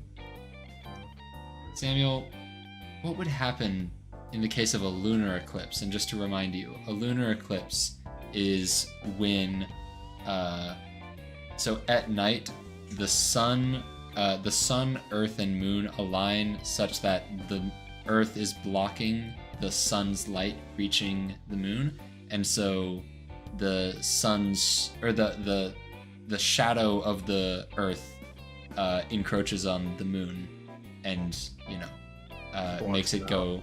Well, it makes it go orange and red. Oh. Because sunlight bends. Yeah, I had to look this up because sunlight bends through the atmosphere, which absorbs the other colors, which is also why sunsets are orange and red. Which, by the way, this is from NASA.gov. So if the color if it you said it has like an orange tint to it when this happens? Yes, the moon does. Yeah, you know what I'm feeling, honestly. I'm so worried. I think it potentially makes Kyle more hungry. You know. Maybe when this happens, Kyle's down for getting like a few more grilled cheese sandwiches, or you know, an innocent. But either way, like, probably just becomes a little bit more of a messy eater. But yeah, as far he would stay in his wolf form for sure. So yeah, that's what I have on that. Excellent, great answers. Thank you. I think that's. Wait, hold on. Let me just Control F transform and just make sure that I'm not missing any. Is that our little mini round concluded? Yeah, I just gotta make sure. We got that one. I mean, so someone asked, how does the transformation work, and where do werewolves get the energy for their transformations? So I guess that's an interesting question. Do werewolves have to like expend any energy? Like, you know, do they get tired from transforming? For sure. So a few things about werewolves and transformations. So one, yes, it can totally, someone can totally become a werewolf from genetics, funnily enough. There is also very much the sense of passing on like lycanthropy through an untreated bite. Unfortunately, or actually, no, not unfortunately, fortunately, that never happens in the game because whenever Kyle attacks someone, they definitely do not live. But something that Moose and I have always talked about is that lycanthropy in the WereCleaner world has a little bit more of a magical aspect to it. I know that there was a question a while back about if Kyle feels pain during the transformation, and it's more so that he first it is a little initially exhausting, which is why if Kyle transformed in quick succession a bunch, it would put a toll on his body. But during the actual transformation, it's almost like, I would describe it as almost feeling like a jolt, a little bit of a painful jolt as it happens. It's not as painful as some werewolf media depicts it, where like your limbs are practically like contorting into the shape of everything. No, it's less I guess grotesque than that in this case, in the WereCleaner universe. It's a bit, so yeah, it's got a bit more of that I guess, yeah, a sense of magic to it as well. Yeah, is the first cutscene? Yeah, is the first cutscene like correct? Like, is that? Yeah, it's a great indicator of kind of how fast the transformation happens, as well as what it kind of tends to look like. Of course, it's a bit stylized as well, but yeah, absolutely. Yeah. Gotcha. All right. Well, so that is our lightning round over. So I'm gonna move on to some questions. So Levi, you've shown off a couple of examples, and we can see some of the NPCs that are in their sleeping state. Would you mind giving us some information about like what these tools are? The sniff, smell, the Febreze. I forget what it was called. The Febreze and the poison gun. Here, so the poison gun is the predecessor to the napper. You could go up to people and hit them with poison, and they would fall asleep. You can also, these are the early versions of rodents. You can go up to them and poison them. And so this is actually one-to-one exactly what the napper is. We just had the idea for the napper one day and decided it was way funnier than the poison gun, and the rest is history. The other tools happening here is the Febreze spray bottle. This one gets rid of bad smells, like these things, and so you gotta use the spray bottle. However, there's a downside, which is that NPCs, they just love the smell of it, and so they will come and sniff it out if they're nearby, which is kind of funny. And so if you're going to use it, you want to kind of clear the area afterwards. But you can also use it to bait NPCs to an area. Okay, what else? Sorry, I'm just restarting it so I don't have all these dead bodies on the ground. Here, yeah. So another really big one is the trash cart itself, or the utility cart. In the old version, you could only switch tools by walking to the cart and pressing Q to open a wheel. And so this is way different, because now you can just walk around and hit Q to swap your tools. I'm also interested in hearing you talk a bit about some of our earlier concepts for. I'm talking early as in like June, even, right? Like our concepts for traps, because obviously in the current game there's no traps. The closest thing to a trap is the rodents, because that's what Daryl does. He releases the rodents in.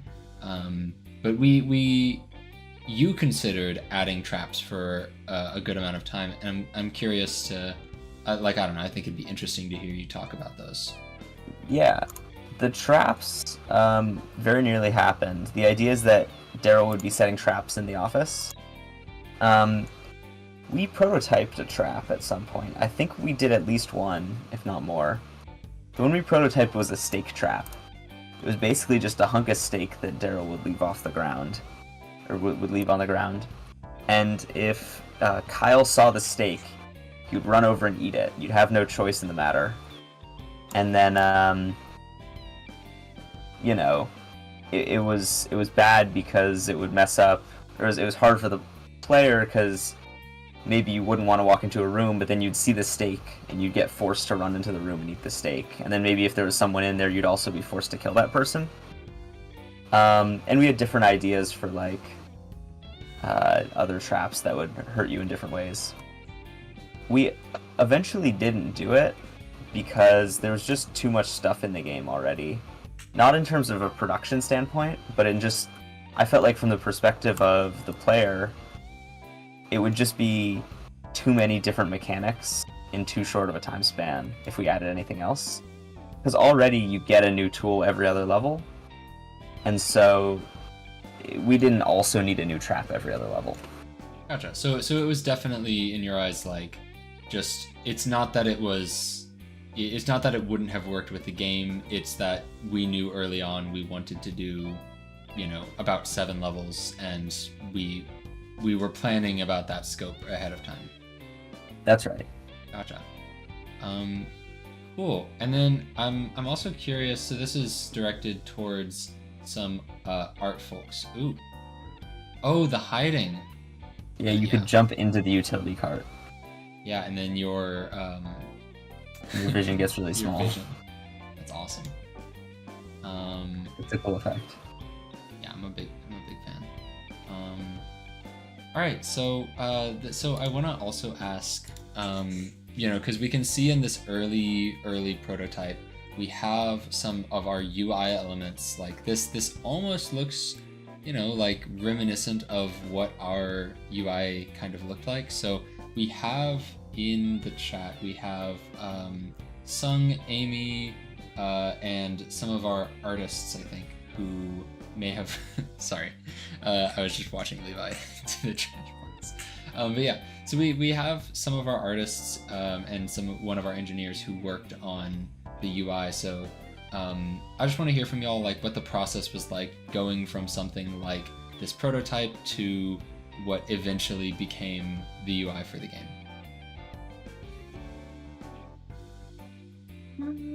I think I can talk on our art side of it, because I think our UI artist ended up having to leave. We had a lot of iterations, I will say. Like, we knew that we wanted a very simple style, and because the world was going to take place at an office, we also wanted to make sure that our UI reflected that. And it was a very interesting process. I would say like UI was one of our most iterative components of the game development. We had to go back and forth so many times to fit different ideas and explore them. And I, for the most part, was just making sure that those art assets that we needed for our UI was done on time. But in terms of like style and the overall look and feel, I would credit that to both Moose and our UI artists, since they were the ones who really like hammered down what was gonna eventually look like our UI. Gotcha. Cool. And then, you know, if we have any, like, I don't know, any commentary from Sung about what the process was for implementing a lot of this UI, yeah, like what are your thoughts on that? Right. This applies to a lot of the engineers, I think, too, because we only had the second semester. We basically had me, Emma, and Isabel. A lot of time, we would do systems design around the feature that we were implementing. So, for example, Isabel, who was our audio lead, would have to also do outside of audio to make sure that the audio works. For my end, that included stuff like the task list you see on the left side here. Also included making sure that messes worked properly. So I guess that was the toughest part, was the gameplay engineering was basically shared between all of the engineers. Yeah, and I mean, Sung, for you in particular, there was a lot of like I feel like every other week at a certain, there was like a stretch where it felt like every other week we had a new either bug that we needed you to fix, or like a new UI menu that we were like, yeah, Sung, can you make us another button? So oh yeah, especially I was very heartbroken when we couldn't use the folder level select. That one was my child. Yeah, I'm not sure if we still have the build for that, but it was so good looking. It's unfortunate that it was not very readable. Yeah, I'm sure we do. Yeah. I think another thing about the UI is that we had so many fun ideas that we wanted to try with the UI. Like the folder was really fun.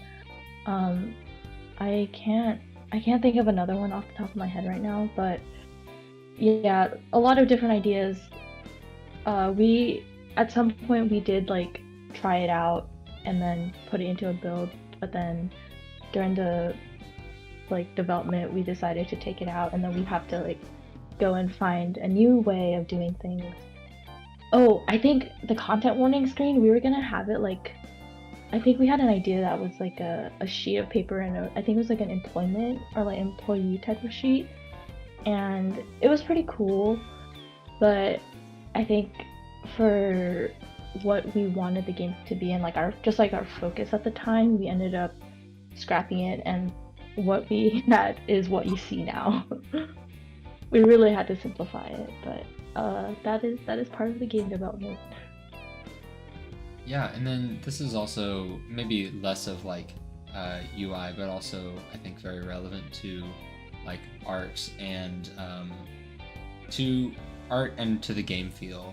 So we're seeing like a lot of killing right now, and that's reminding me of the iteration that went into the killing moment. So I don't know if you want to talk a bit about what it took to get that to, because this is such an early build. I think this is probably, Levi, would you say this one like August maybe, or September? This one is actually a little more recent than that. This one's October, but that's just because we had everything in it except for Daryl in August, and then we came back to it in October after the main game had already been started to prototype Daryl. Right. Yeah, and I think the killing moment, as in like screen going red and then the like claw, and then we come back to it. That existed for a while. So I don't know if Amy, you want to talk about maybe the process of getting that implemented and looking the way we wanted it to. Yeah. I wasn't too involved on that one. I think that was more of the Anna and Moose thing.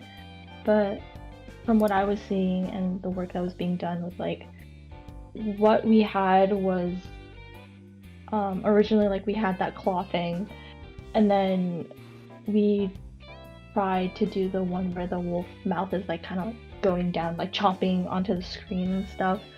And it was cool. We had that for a very long time actually. I remember we had that for a really, really long time before we actually ended up cleaning it up. And then defining like the teeth a lot more so that way it looks cleaner, and it also fit with the overall like 2D style of everything else that we had. But yeah, that one was also pretty iterative as well. Cool. I don't know if that answered the question. Yeah, absolutely. No, that definitely answered it. Yeah, and so I'm curious to hear, Levi, if you want to maybe. So right now we're in the like Daryl. We're in the prototyped out Daryl fight. So what are your, like, how did you feel like the Daryl process went in terms of designing and implementing Daryl? You know, because that was some very loud noises outside. What was the process like designing a boss fight for a game like this? Yeah, so it was pretty easy, I would say, compared to a lot of the other things in the game, just because the idea is so clear. It's like, okay, we have this cleaning game where it's all the stealth stuff. If we just put a time limit on you, it instantly gets insanely tense, because you just have to go really fast and your human brain is going to get stressed out by it. We also get this fun thing in the bathroom that happens. So basically how Daryl works is he just follows kind of the steps you took, but a little bit delayed. And so I realized because of that, we could make bathroom structures like this where you could kind of hide and he would stand outside the bathroom for a while, assuming you had done that. And that allowed for these really awesome little gameplay moments where you're hiding from him. Now, actually bringing it together was a little bit harder. I'd say the biggest change we made between this version and the final version, besides like all the graphics, is also the radar ping. The green circle that he sends out that shows your footsteps. That doesn't change the gameplay at all. But what it does is it explains, in a very vague sense of that word, it explains what Daryl is doing. Because in this version, I don't know, you'd kind of think he would be like tracking you through clues you leave in the environment or your sounds or something.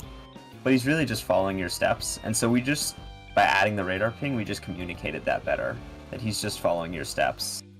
And it also gave the level a cool visual motif, because even when Daryl's not on screen, you still see his radar ping, which is pretty cool.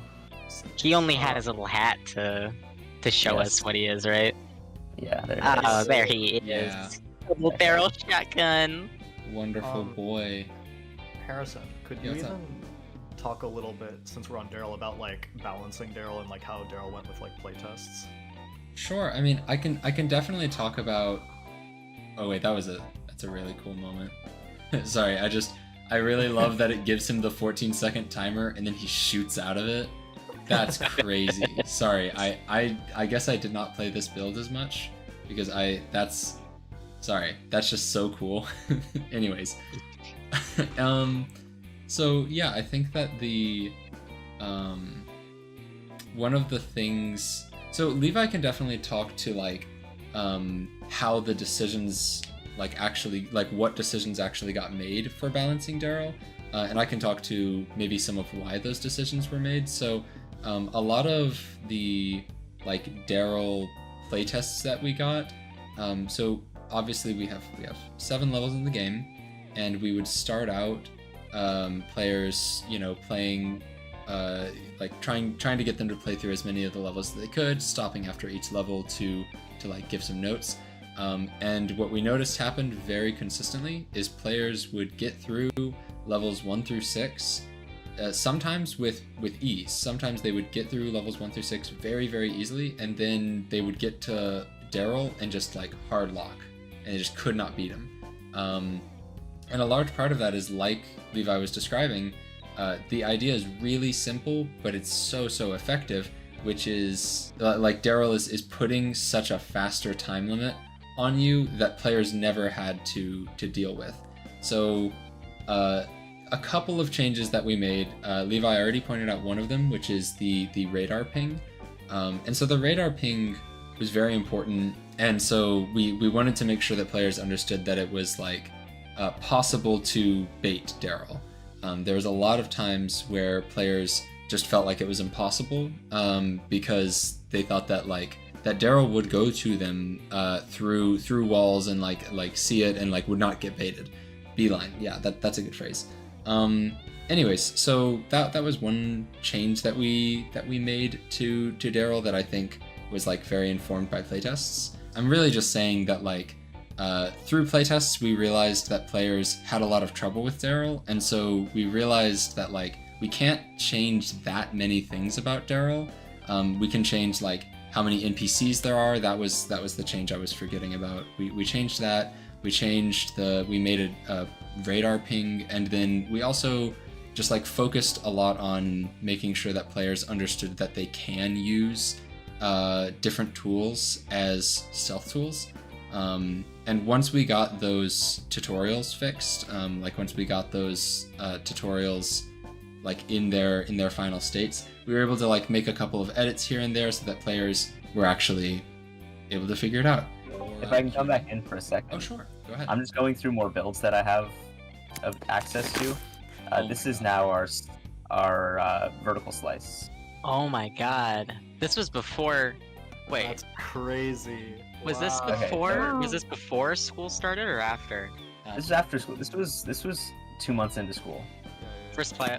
So this was I first remember playable. this. Wow. This is first playable, I guess. Oh my fucking god. Yeah, I remember those hand railings anywhere.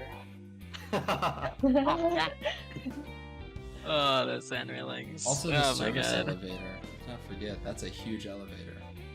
Yeah. Not true. The unsmooth Forklift was bean meant to bags. go through. The amount of Z clipping. Oh wait. So Levi, if you'll go back there, I think that was our example of the beautiful corner, right? Yes. Yeah. Was it? I think I that think area Wait, we have another No, room it down wasn't. here. There was a room. There was Yeah, a room. Yeah, it's this this room. one. This was the beautiful corner. And This. then we decided to cut down on set dressing a lot because this is There's a lot. so much that changed, right? Yeah. There's the tune Should we trainer. explain what a beautiful corner is for people Oh, who yes. are games? So true. Thank you, Sam. True. A beautiful corner is basically just like a good slice of an example of what the final game could potentially look like. Where it's just like, okay, this is what we're heading towards, this is what we're hoping to be able to do, and we were able to accomplish it by doing X thing, and it proves that we're able to do it.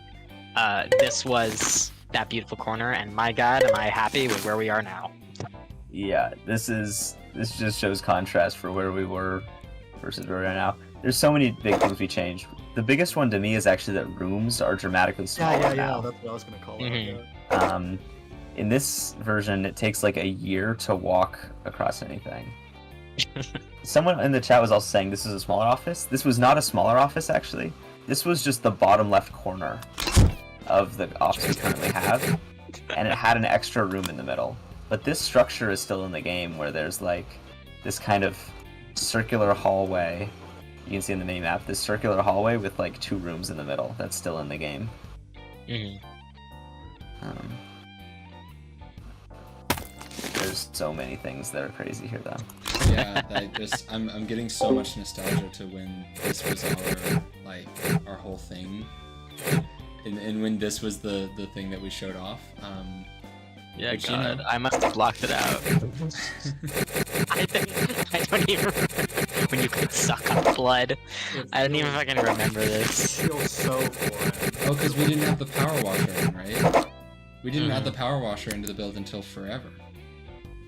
Yeah. Wow, that's wild. Crazy. Really. It's also wild. wild to think that that's the build that I like. I had a number of people that playtested with me that are like close friends of mine, and they thought that that's what the game was until launch. Oh my God. So Wow. that's wild. Yeah. Amazing. Amazing. And then here we are now. Here we are now. I mean, I think, well, so it's also important to say that like we maybe like kind of cringing a little bit at this part, but like that vertical slice was really important. Like should Yes. be noted. That vertical slice was super, super important to the development of the game because like it gave us like an understanding of what our direction was at that time, and then later we could shift directions, but we still had that foundation. We had, as someone else put it, that was our first playable, meaning it was a playable game. You could get through like one session of WereCleaner, and that was very important for us. So, yeah. And then Big cornerstone while- of development.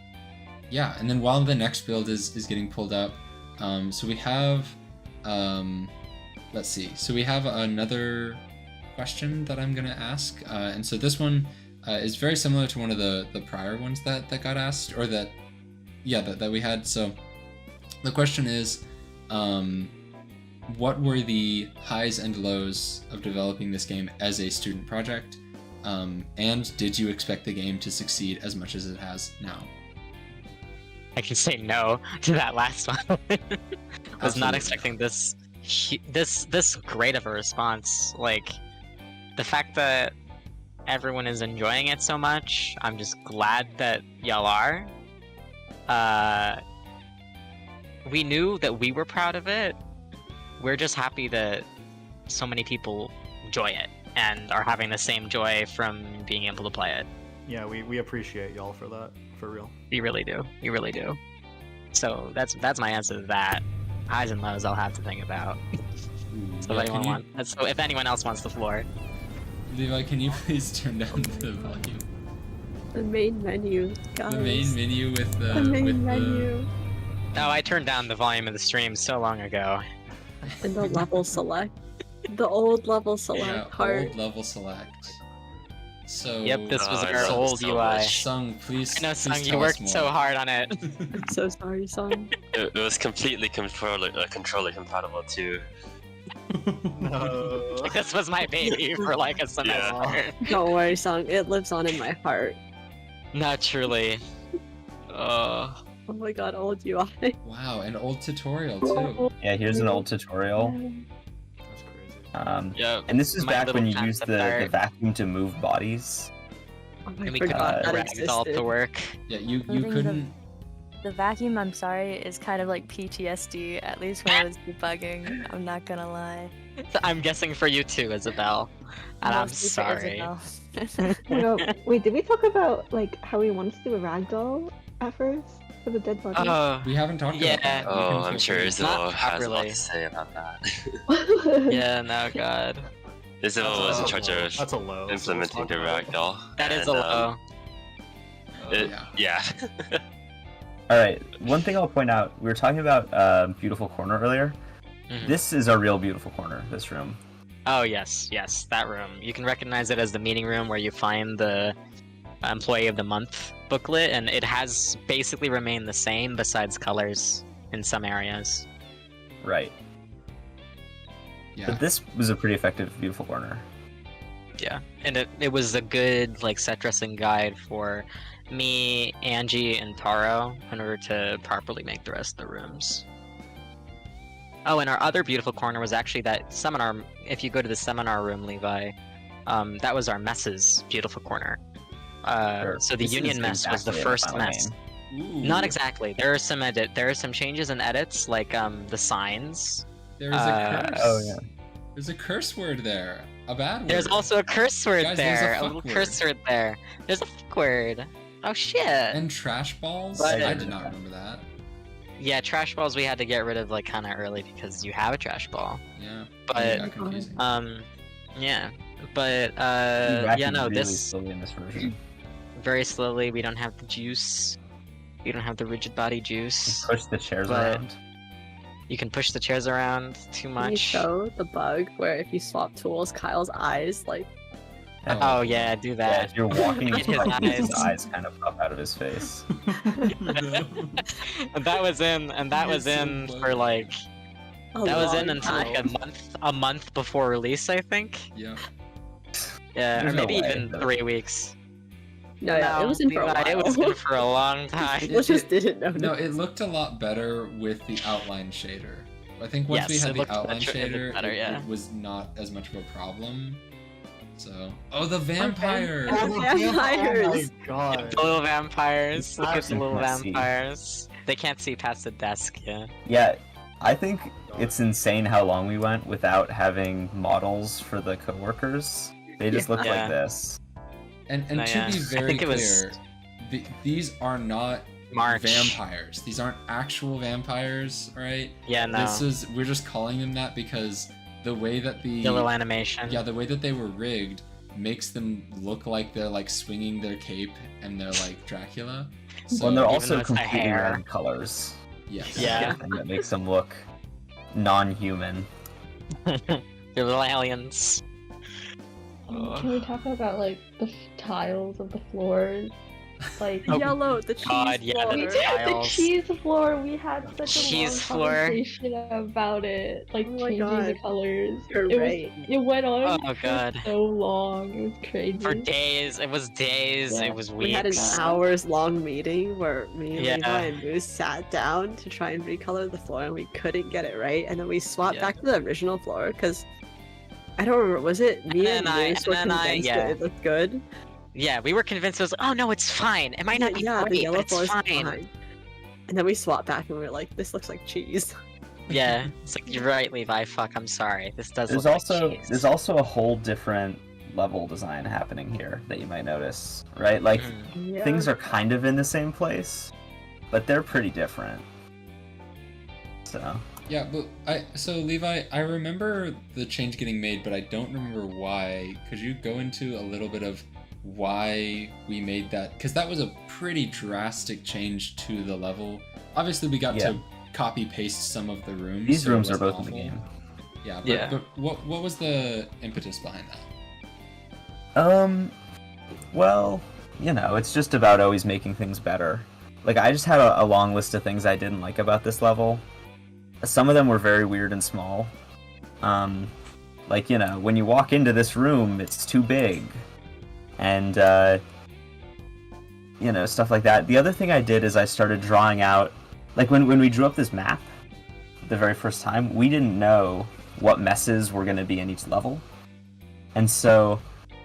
By now, though, we did know it, and I kind of wished we had changed some things. For example, each of these rooms, the kitchen, the pantry, and the break room, each of them has a mess in a different level. But the thing is, in this version of the level, it's extremely easy to get to this area without being seen. Because you just you start in the elevator here, you walk up here, and then you're there, and no one's seen you. And so the levels were really easy for that reason. And there was other parts where the levels were too hard. It just didn't feel very intentional from a design perspective. And so it was over December, I just fully redrew the map in a way where we reused all the rooms, but we completely moved them around. And so all three of these rooms are now on the right side of the map in the current version of the game, which makes it so you have to go through the cubicles to get to them, which makes those levels more interesting. Yeah, absolutely. Hell And yeah. I'll say that like I do distinctly remember having playtester feedback that was like talking about like needing to go through different rooms and needing to I guess the feedback wasn't like negative towards the map itself, but I think that there was a lot of playtester feedback that led to the change. Oh my god, Old Maze. Sorry. Yeah, I think there was a lot of playtester feedback. Like, I definitely remember there being like questions about the. Yeah, I remember there being a lot of conversations about using playtester feedback in that way. Also, speedrunning. I was obviously the only one that was speedrunning because it was because this was during development. But I distinctly remember speedrunning Daryl at this time, and it was incredible. I really enjoyed speedrunning Daryl. So yeah. And as another like fun fact thing, the room earlier that Levi was in where he was mapping the gerbils on the floor, that was Daryl's old office. Right. Okay, so I'm that's gonna go. where he used to be. I'm gonna go to Alpha, and I'm pretty sure this to Alpha is gonna be the craziest glow up any game I has think ever so. received in like I think 6 so, weeks. yes. Because- Do you want to show the old clocking system before that? Yeah. That's a great point. Oh yeah, show the old clocking system too. Yeah, yeah. So this is what Stay the game clockings to used to be. Alpha. That was 6 weeks, I think, and the game got so much nicer. This is the same one, so don't expect the change yet. Yeah, especially towards the end of second semester, though, where it was This is the rapid very fire end of changes. second semester. Oh yeah. Alright, so this is what This is the the clock in. narrative sequence used to look like. Dating sim. So obviously, we would have wanted more final art than this, but it was completely 2D. It wasn't in the level. Yeah. And what's hilarious is this art had been placeholder since like August. So this placeholder art was in for literal months. Bro. Yeah. And you'll notice that Kyle in this is human. Isn't even the And that's same. because if you play a level, you will see that our loading animation was Kyle in the elevator transforming into a werewolf. Because initially, the idea was that Kyle would talk to Daryl as a human, get in the elevator, like when it becomes the nighttime, and transform as he goes up the elevator. Yep. Which, like, to time that, I mean, that's impressive. Kyle's got some skills. Yeah, without really needing to be said, there's a lot of suspension of disbelief and a lot of very minute, complex things going on narratively. That was like, okay, we need something much better. We need something fucking better, yeah. Especially because people just weren't engaging with the dating sim portions because they're completely separate from levels and they're so easy to be like, okay, please God, just let me skip through it, because they weren't properly integrated into the 3D world or the rest of the actual way that you interact with the game. And so our next build, the alpha build, fixes these little fucking tiny issues. This is why we have the stream on almost mute. Already this screen is totally different. This screen is like the first one that actually UI-wise looked like the final game.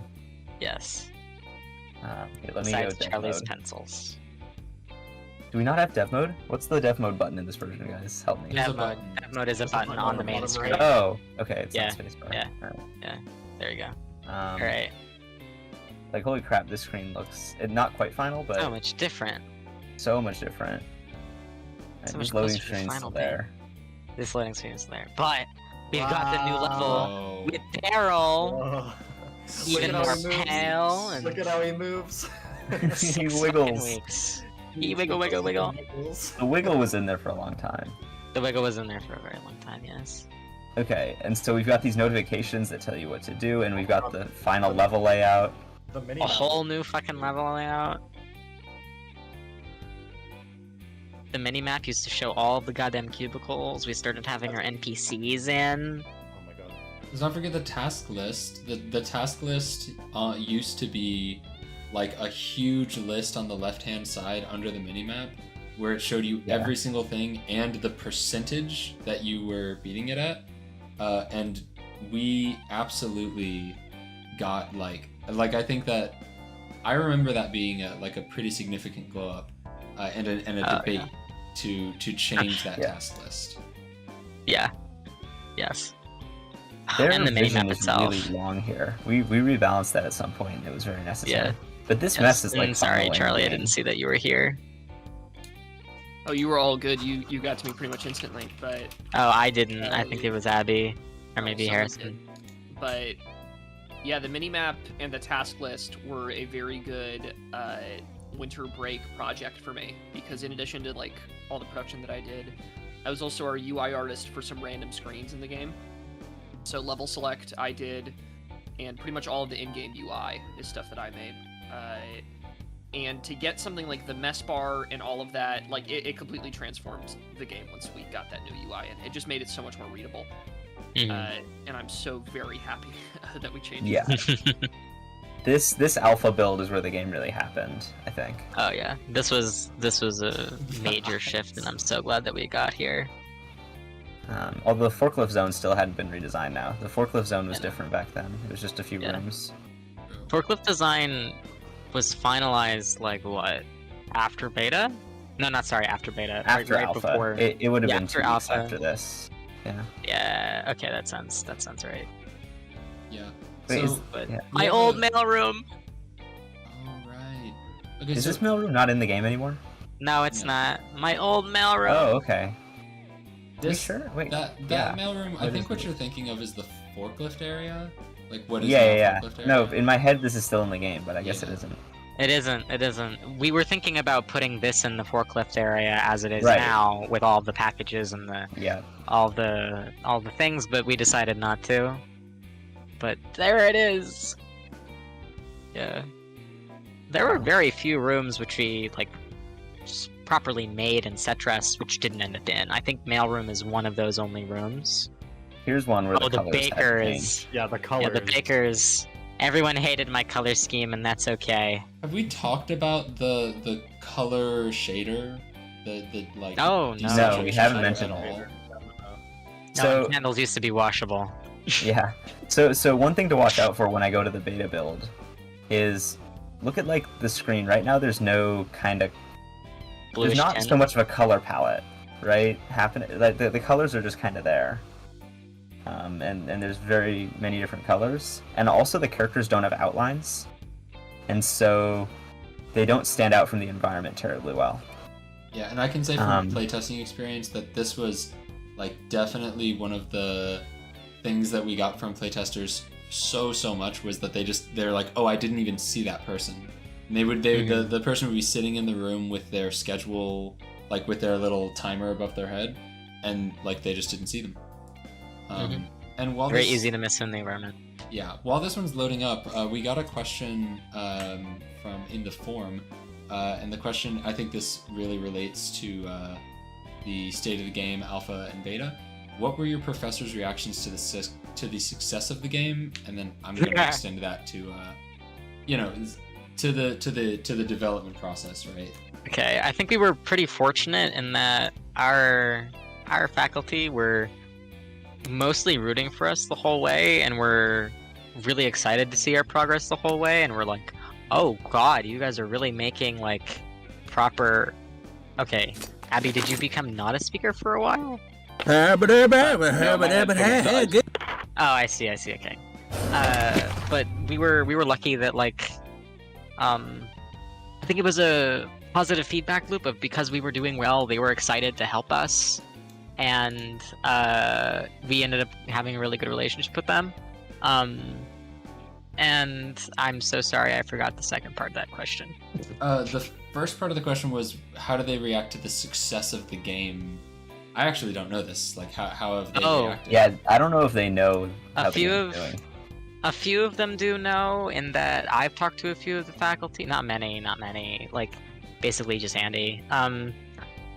I've talked to a few of them, and they were like, "Oh wow, like it seems to be doing really well. Congratulations." I think just a lot of it is like they see our stuff on LinkedIn and repost things. Like Danny Dilson ended up reposting it, some of our posts.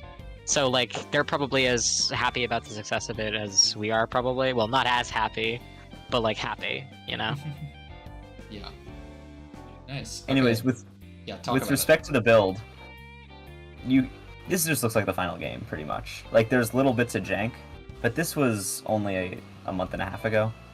And so... God. Maybe just 1 month, even. No, a month and a half. Maybe 2.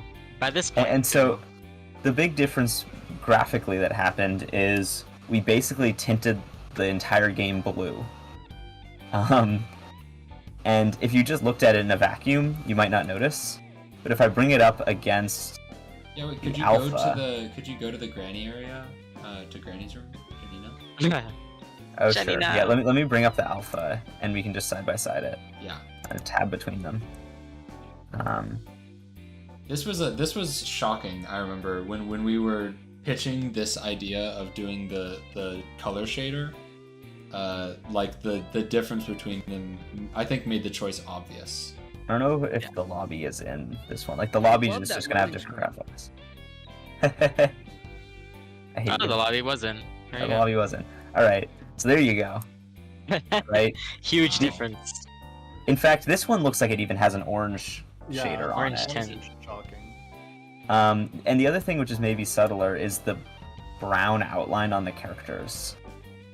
That goes a long way to making them stand out. Right? Like, this guy blends right in. And I'm whereas pretty this sure we guy is- increased the saturation of characters too, just by a tiny bit. Or No, did we don't actually do that in the final game. No, okay. But the 'Cause that was one of the characters things we don't were get meant tinted to do. blue. Yeah, That's I a was key gonna say, thing. that- So yeah. the environment gets tinted blue, but the messes and the characters don't get tinted. So if I go to a mass, wait, what level am I in? You're in 4, I think. I'm 4, 4. yeah. Yeah. Well, this is not a good example. Obviously, the fire is going to be orange. But, yeah.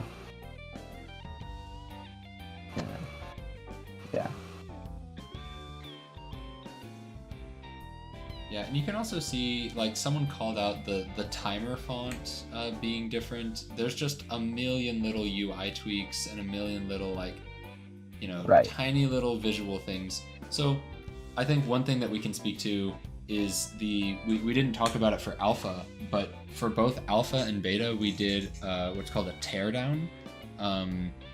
Yeah, and I would love for someone else to talk about that, because the teardown process, I think, is what showed us so many amazing things to fix between alpha, beta, and then the final game that you guys have in front of you. Such as this. You can suck shit through walls in this version. That was very funny. Basically, God, we had the code for it and we just weren't checking. Speedruns are broken. the teardowns were these, like, essentially 2 to 3 hour long meetings where we got as many people on the team as possible to show up into one room, and we just played the game live in front of everyone and nitpicked the hell out of it. Like, every little detail that we possibly could ever want to change before the game was released, we would take note of and write down on a big giant Figma board. So by the end of it, we had, like, at least 100 to 200 notes about all of the different stuff that we would need to change. And those notes ranged from something as small as, like, fix the kerning on the timer to, like, hey, we need to have an entire, like, UI screen here because we forgot we needed it.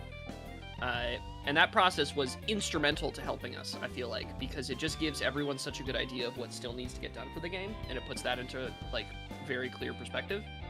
And also, it lets you appreciate what you've done so far. Like, these teardowns were not just, like, sad sessions where we were like, oh, the game sucks, it's so bad, we have so much to do. It was, like, celebrations of what we had done up until that point. So it was both morale boosting and very informative for where we go next. Yeah, absolutely. I think one incredible thing about it was earlier during the question that we were talking about, like, what's important to a successful games project, something like that.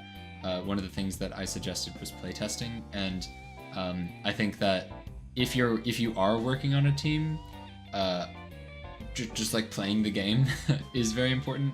I think that one of the reasons why teardowns were such a success is that it was a chance for people to actually play the game, and I've been on a number of projects where I've been on projects where I just didn't play the game. Like, I just was not a part of that process, and so I would play the game to the point where I needed to like, you know, test the changes that I made or to do something else.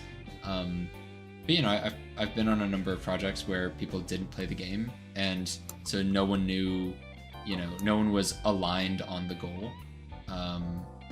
So I think that, like, the teardowns were really necessary. Oh my god, teleporting Napper, bring it back, please. Sorry, I just can't. It's so beautiful. Bring it back. It's so God. beautiful. Fucking speedrunner ass. It's so beautiful. I talk about this every time I see it. The Napper used to teleport you, like, across the entire map to the nearest Napper target, basically. Not literally, but, like... Okay, in this version it's kind of fixed, but you could teleport, so if you were in line of sight of someone, you could teleport, like, you know, like four tiles away. It was crazy. And all the speedrunners cry in sadness that they never get to play that. Imagine. Cringe, I see you in chat. I just want to point out the level 7 speedrun used to be that you would see someone outside of the hallway while you were in the bathroom, and, like, midway through the bathroom, like, you were, like, in the halfway point in the bathroom, you would press the napper button and teleport out of the bathroom, napping them, and then you would run to the exit. It was incredible tech. It was so cool. It was so cool. Oh my god. Oh my god. Here's an issue that we had for literally so long, and we kind of ended up solving it, which is just blood ending up in places where it shouldn't be. Mm-hmm. That was such a big challenge. Maybe I should have answered that earlier for the biggest challenge on this thing. It's just blood spaces. Getting blood to not spawn everywhere all the time. Yeah. Off screen, specifically. Yeah. So that players can actually clean bodies properly. Yeah. Yeah. Absolutely. But I also just want to say we're going to do a hard cutoff at 7:30 PST. That's good. So that we all can wrap this up and get on with all of our little lives. Yeah, I don't know if there's that much more. I mean, someone I want to asked, go eat dinner at some point. That's so real. Someone asked earlier in the chat how many questions we had answered, and I'm not gonna lie, this depresses me significantly. We have answered 80 questions, and we have 196 questions. We didn't answer 80 questions. Well, I mean, a lot of those we've answered. Yeah. Oh my god. We didn't. Like a lot of them are questions were repeats. Yeah, 80 questions have been addressed out of in total, including in the Q&A channel and frequently asked questions. Oh. Yes, 80 questions have been addressed across the entirety of us being around for Q&A, and there are 200 questions. Yeah, I think so. For the last however long, I think it might be a good idea to talk at least a little bit about future content. Obviously, we don't have to say anything definitive, but I should point out I've been kind of ignoring a lot of these questions because I knew we didn't want to get into it, especially while Moose, Charlie, and Abby were away. But it might be nice to give the people what they want and talk a little bit about future content since we've been kind of ignoring it. Yeah, okay. You can take Go, it. Charlie. I can take it. Okay. Fine. So here's the stitch, everyone. This was a team of all students, as you know, and it is summer for all of us now. And that means that for some of us, we have summer internships starting up. That includes myself. Other people are going off to a new college, or other people are just doing stuff that isn't WereCleaner. So the big question that we've been internally debating is how much time are we willing to dedicate to adding more content to the game. Here's what we are adding. We're adding Mac, and we're adding Android as platforms that you can play the game on. We are looking into and getting very good internal buy-in for the soundtrack, which we plan to release as a separate Steam thing. More details on that to be determined. And the big question that everyone has is, is there going to be more content inside this game in the form of something like levels? And I don't have the answer for you yet. None of us do, simply because we are just starting to get into a different flow of life with those internships and different things starting up. And once we get a better understanding of how much time we have on our schedule and how much we're willing to dedicate to the project, we'll be able to get back to you with those specific questions. But absolutely, there is more content for the game coming in the form of different platforms and soundtrack stuff and probably some bug fixes. But as for additional new stuff, that is something that is much harder for us to do just because it's a huge lift, but something that, we're talking about. So please be patient, give us some time to talk about more additional content, but there is stuff down the road. Yeah, that was an excellent answer. Well said. Well said. Great. Okay, I mean, if there's any... Oh, I forgot the most important question. Hey Samuel, I just wanted to check back. Is Kyle a furry? You know what? I was prepared for the first time. I was prepared for that. I was not prepared for the second time. Were you here, Moose, when I gave my first answer? I asked it right after Moose. No, but I called this. Oh, okay. No, but I called that Harrison would ask. Well, no, you were gone. I gave my answer. Oh, you did? Yeah, I did already. I see. Yeah. Was it that he's not a furry? What? No. What? Whoa. Whoa. Disappointing the people, Samuel? Whoa. No. You need to go back and watch your own recording now to see what I said. This is what this is about? This is about proving that I answered this to Moose now. And you know what? Wow. Harrison liked my answer. It was a really God. good answer. I don't get to know the So answer. solid. I'll be honest though, Wow. Harrison, you got me with that. I was not expecting Let's for you go. to circle back around to it. So you know what? I feel like that's a 1-1 on the scoreboard. I did really good, and then you got me. Okay. God. So I mean, I think that's old little tutorial. Anyways, I think that's about it. If anyone else wants to say anything on the dev side, yeah. I've got a few more people to thank for tips. Go ahead. Yeah. So I'm gonna go ahead and thank some people. So MasterFox64, if you're still here, thank you very much. You said love the game so much, and you guys, I want to help you make this game much better than it is now. Thank you so much for your tip. Kero, clearly a well-communicated and highly crafted work. It's not something I get to find in the VG space these days, and it reignites my passion. Very glad that we could do that for you. Thank you so much.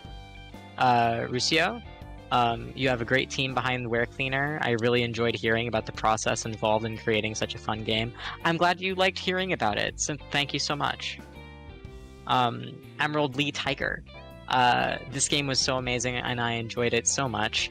Even with it being such a small game, there's a good difficulty curve. I'm sure Levi appreciated that, so thank you very much. Shy Lurker, wonderful, silly, and chill game. Thank you, people. Smiley face. Thank you. France Gamer, been trying to learn 2D and 3D art like that Mies guy. Thank you. Your game has reinvigorated my creative spirit. It was well worth what I paid. Thank you, because you didn't have to pay, so thank you very much. And then also thank you to Donut Time. Thank you. And guys, this is just the fact that you guys want to tip us is still kind of baffling to me, so thank you just for wanting to. That's all I've got to say about that. Thank you. Really. I mean, I think big props all around. I gotta say, big props to you guys. I'm pointing at the camera. Yes. Big props to the players. We hit. Can we drop some metrics in here? We hit over 1,000 people. Yeah, let's drop the metrics. Yeah, right. Fuck. We hit over 1,000 people in the server. We're at like 23,000 downloads on iOS or something. Something like that. It's a day behind. We have, for context, I don't know if we made a post about it here, but we got featured as Best New Game of the Week by Apple, and we've been getting 3 million impressions a day since then. Even a day behind, we're currently at like 24,000 claims and downloads on iOS, which is insane. It's crazy. And then for Steam, we've got 18.6k unique users and 77.7k total units like just downloaded, so that's freaking insane too, with like 956 reviews, nearly 1,000 reviews. Positive. Yeah, with an overwhelmingly positive rating, so definitely would not be possible without you guys. Thank you so much. Yeah. This is I mean, like someone we answered this a bit ago, but just so that we answer it to you guys, and so that it's on the internet somewhere, it is in fact true that when we finished this game, like finish, we made the build for what we would show at the USC Games Expo, like 2 days, maybe a day before the expo, and then the game launched on the day of expo, which was I think May 10th. Yep, May 10th. And so in the 9 days since, we've been like really focusing on, you know, making sure that the community has been well supported, and that, you know, you guys have a place to gather, and that, you know, and also that we're doing our diligence as like the creators of the game to make sure that we like follow it, and to try and follow it up. So we really appreciate you guys for sticking around, and for joining the server. Like it's really heartening. I feel great about that. Yeah. Yes. Yeah. Well said, Harrison. Still honestly really surreal, guys. Really surreal. I also just want to say thank you to everyone, because the response has been so incredible. And if I can direct the community anywhere, it's towards telling us to make Kyle Surfers a real thing. So. Oh my god. You know, because he knows that he wouldn't have to touch it. He knows that he wouldn't have to touch it. That's why. Friggin'. I would be there to produce it, which But for you know, the 3 it's days of a development. very hard job. It's in So and of hard. itself. But I'm just saying, for anyone who thought the game was at all boring or slow, well, what if you could play basically Subway Surfers in it? Because this one wanted it to be on the goddamn arcade machine in the level, and if you go up to the arcade machine, you're able to play Kyle Surfers. Wait, you can play Kyle Surfers on the arcade machine? yeah, wait. To a serious Harrison. point that someone brought up, Alec writes that I'm surprised the devs didn't talk about all the arts and fanfics being already made. Yeah, Oh, thank shit, you for you're- reminding us. No, yeah, Uh, because that. Oh, I've loved seeing it. It's been so amazing. Yeah, we look at it It's a so lot. awesome. We look at it a Yeah, lot. we It's look so at it a lot. Like, we have an heartwarming. internal channel where we're like reposting stuff that y'all have been doing. Be like, this is so good. It's phenomenal. I know, because it's so wonderful just to see that you guys are enjoying what we've made, because it's like we ended up touching you in the heart, and that is why we do what we do. We're just so glad that we were able to share it and that it resonated with you. Like, it's just awesome to see you guys enjoying it. It really is. Yes, yeah, absolutely. Yeah, I mean, we definitely like I don't think that we engage with it directly, especially like we don't engage with it directly, but that's not because we don't like really appreciate it. We really love that people are taking this in and like, you know, doing their own fan writings and RP and fan art and stuff. It's amazing. So thank you guys. I also want to add on to that. While I do not respond to every fan art and fan art channel, I look through that entire channel all the time to see all the stuff that people have made, and I try to leave reacts as much as possible. Please Same. keep making stuff. It is so good. It's so cute. I love seeing it. We've also just got a suggestion where maybe instead of doing a Q&A, we read fanfics, which I think is so awesome. Yeah, already gave it the salute. Didn't we Oh man. another suggestion I believe was doing a dramatic reading of the script during a playthrough, yes. right? We must. To We give must. to give the people the VO that they so desperately desired. Yes. And of course it will not be our voice actors doing so, it must be us. It must be. It must be, yes. Yes. Nice. Okay. Yes. Thank you guys so much for hanging out. This has been great. Yes. Yeah. Alright, and I think that concludes our thing, so we'll all be hopping off, y'all. Alright, have a good night. Yep. Thank you all. Everyone have a good night or Bye. morning It's been a or whatever blast. you are. Thank you.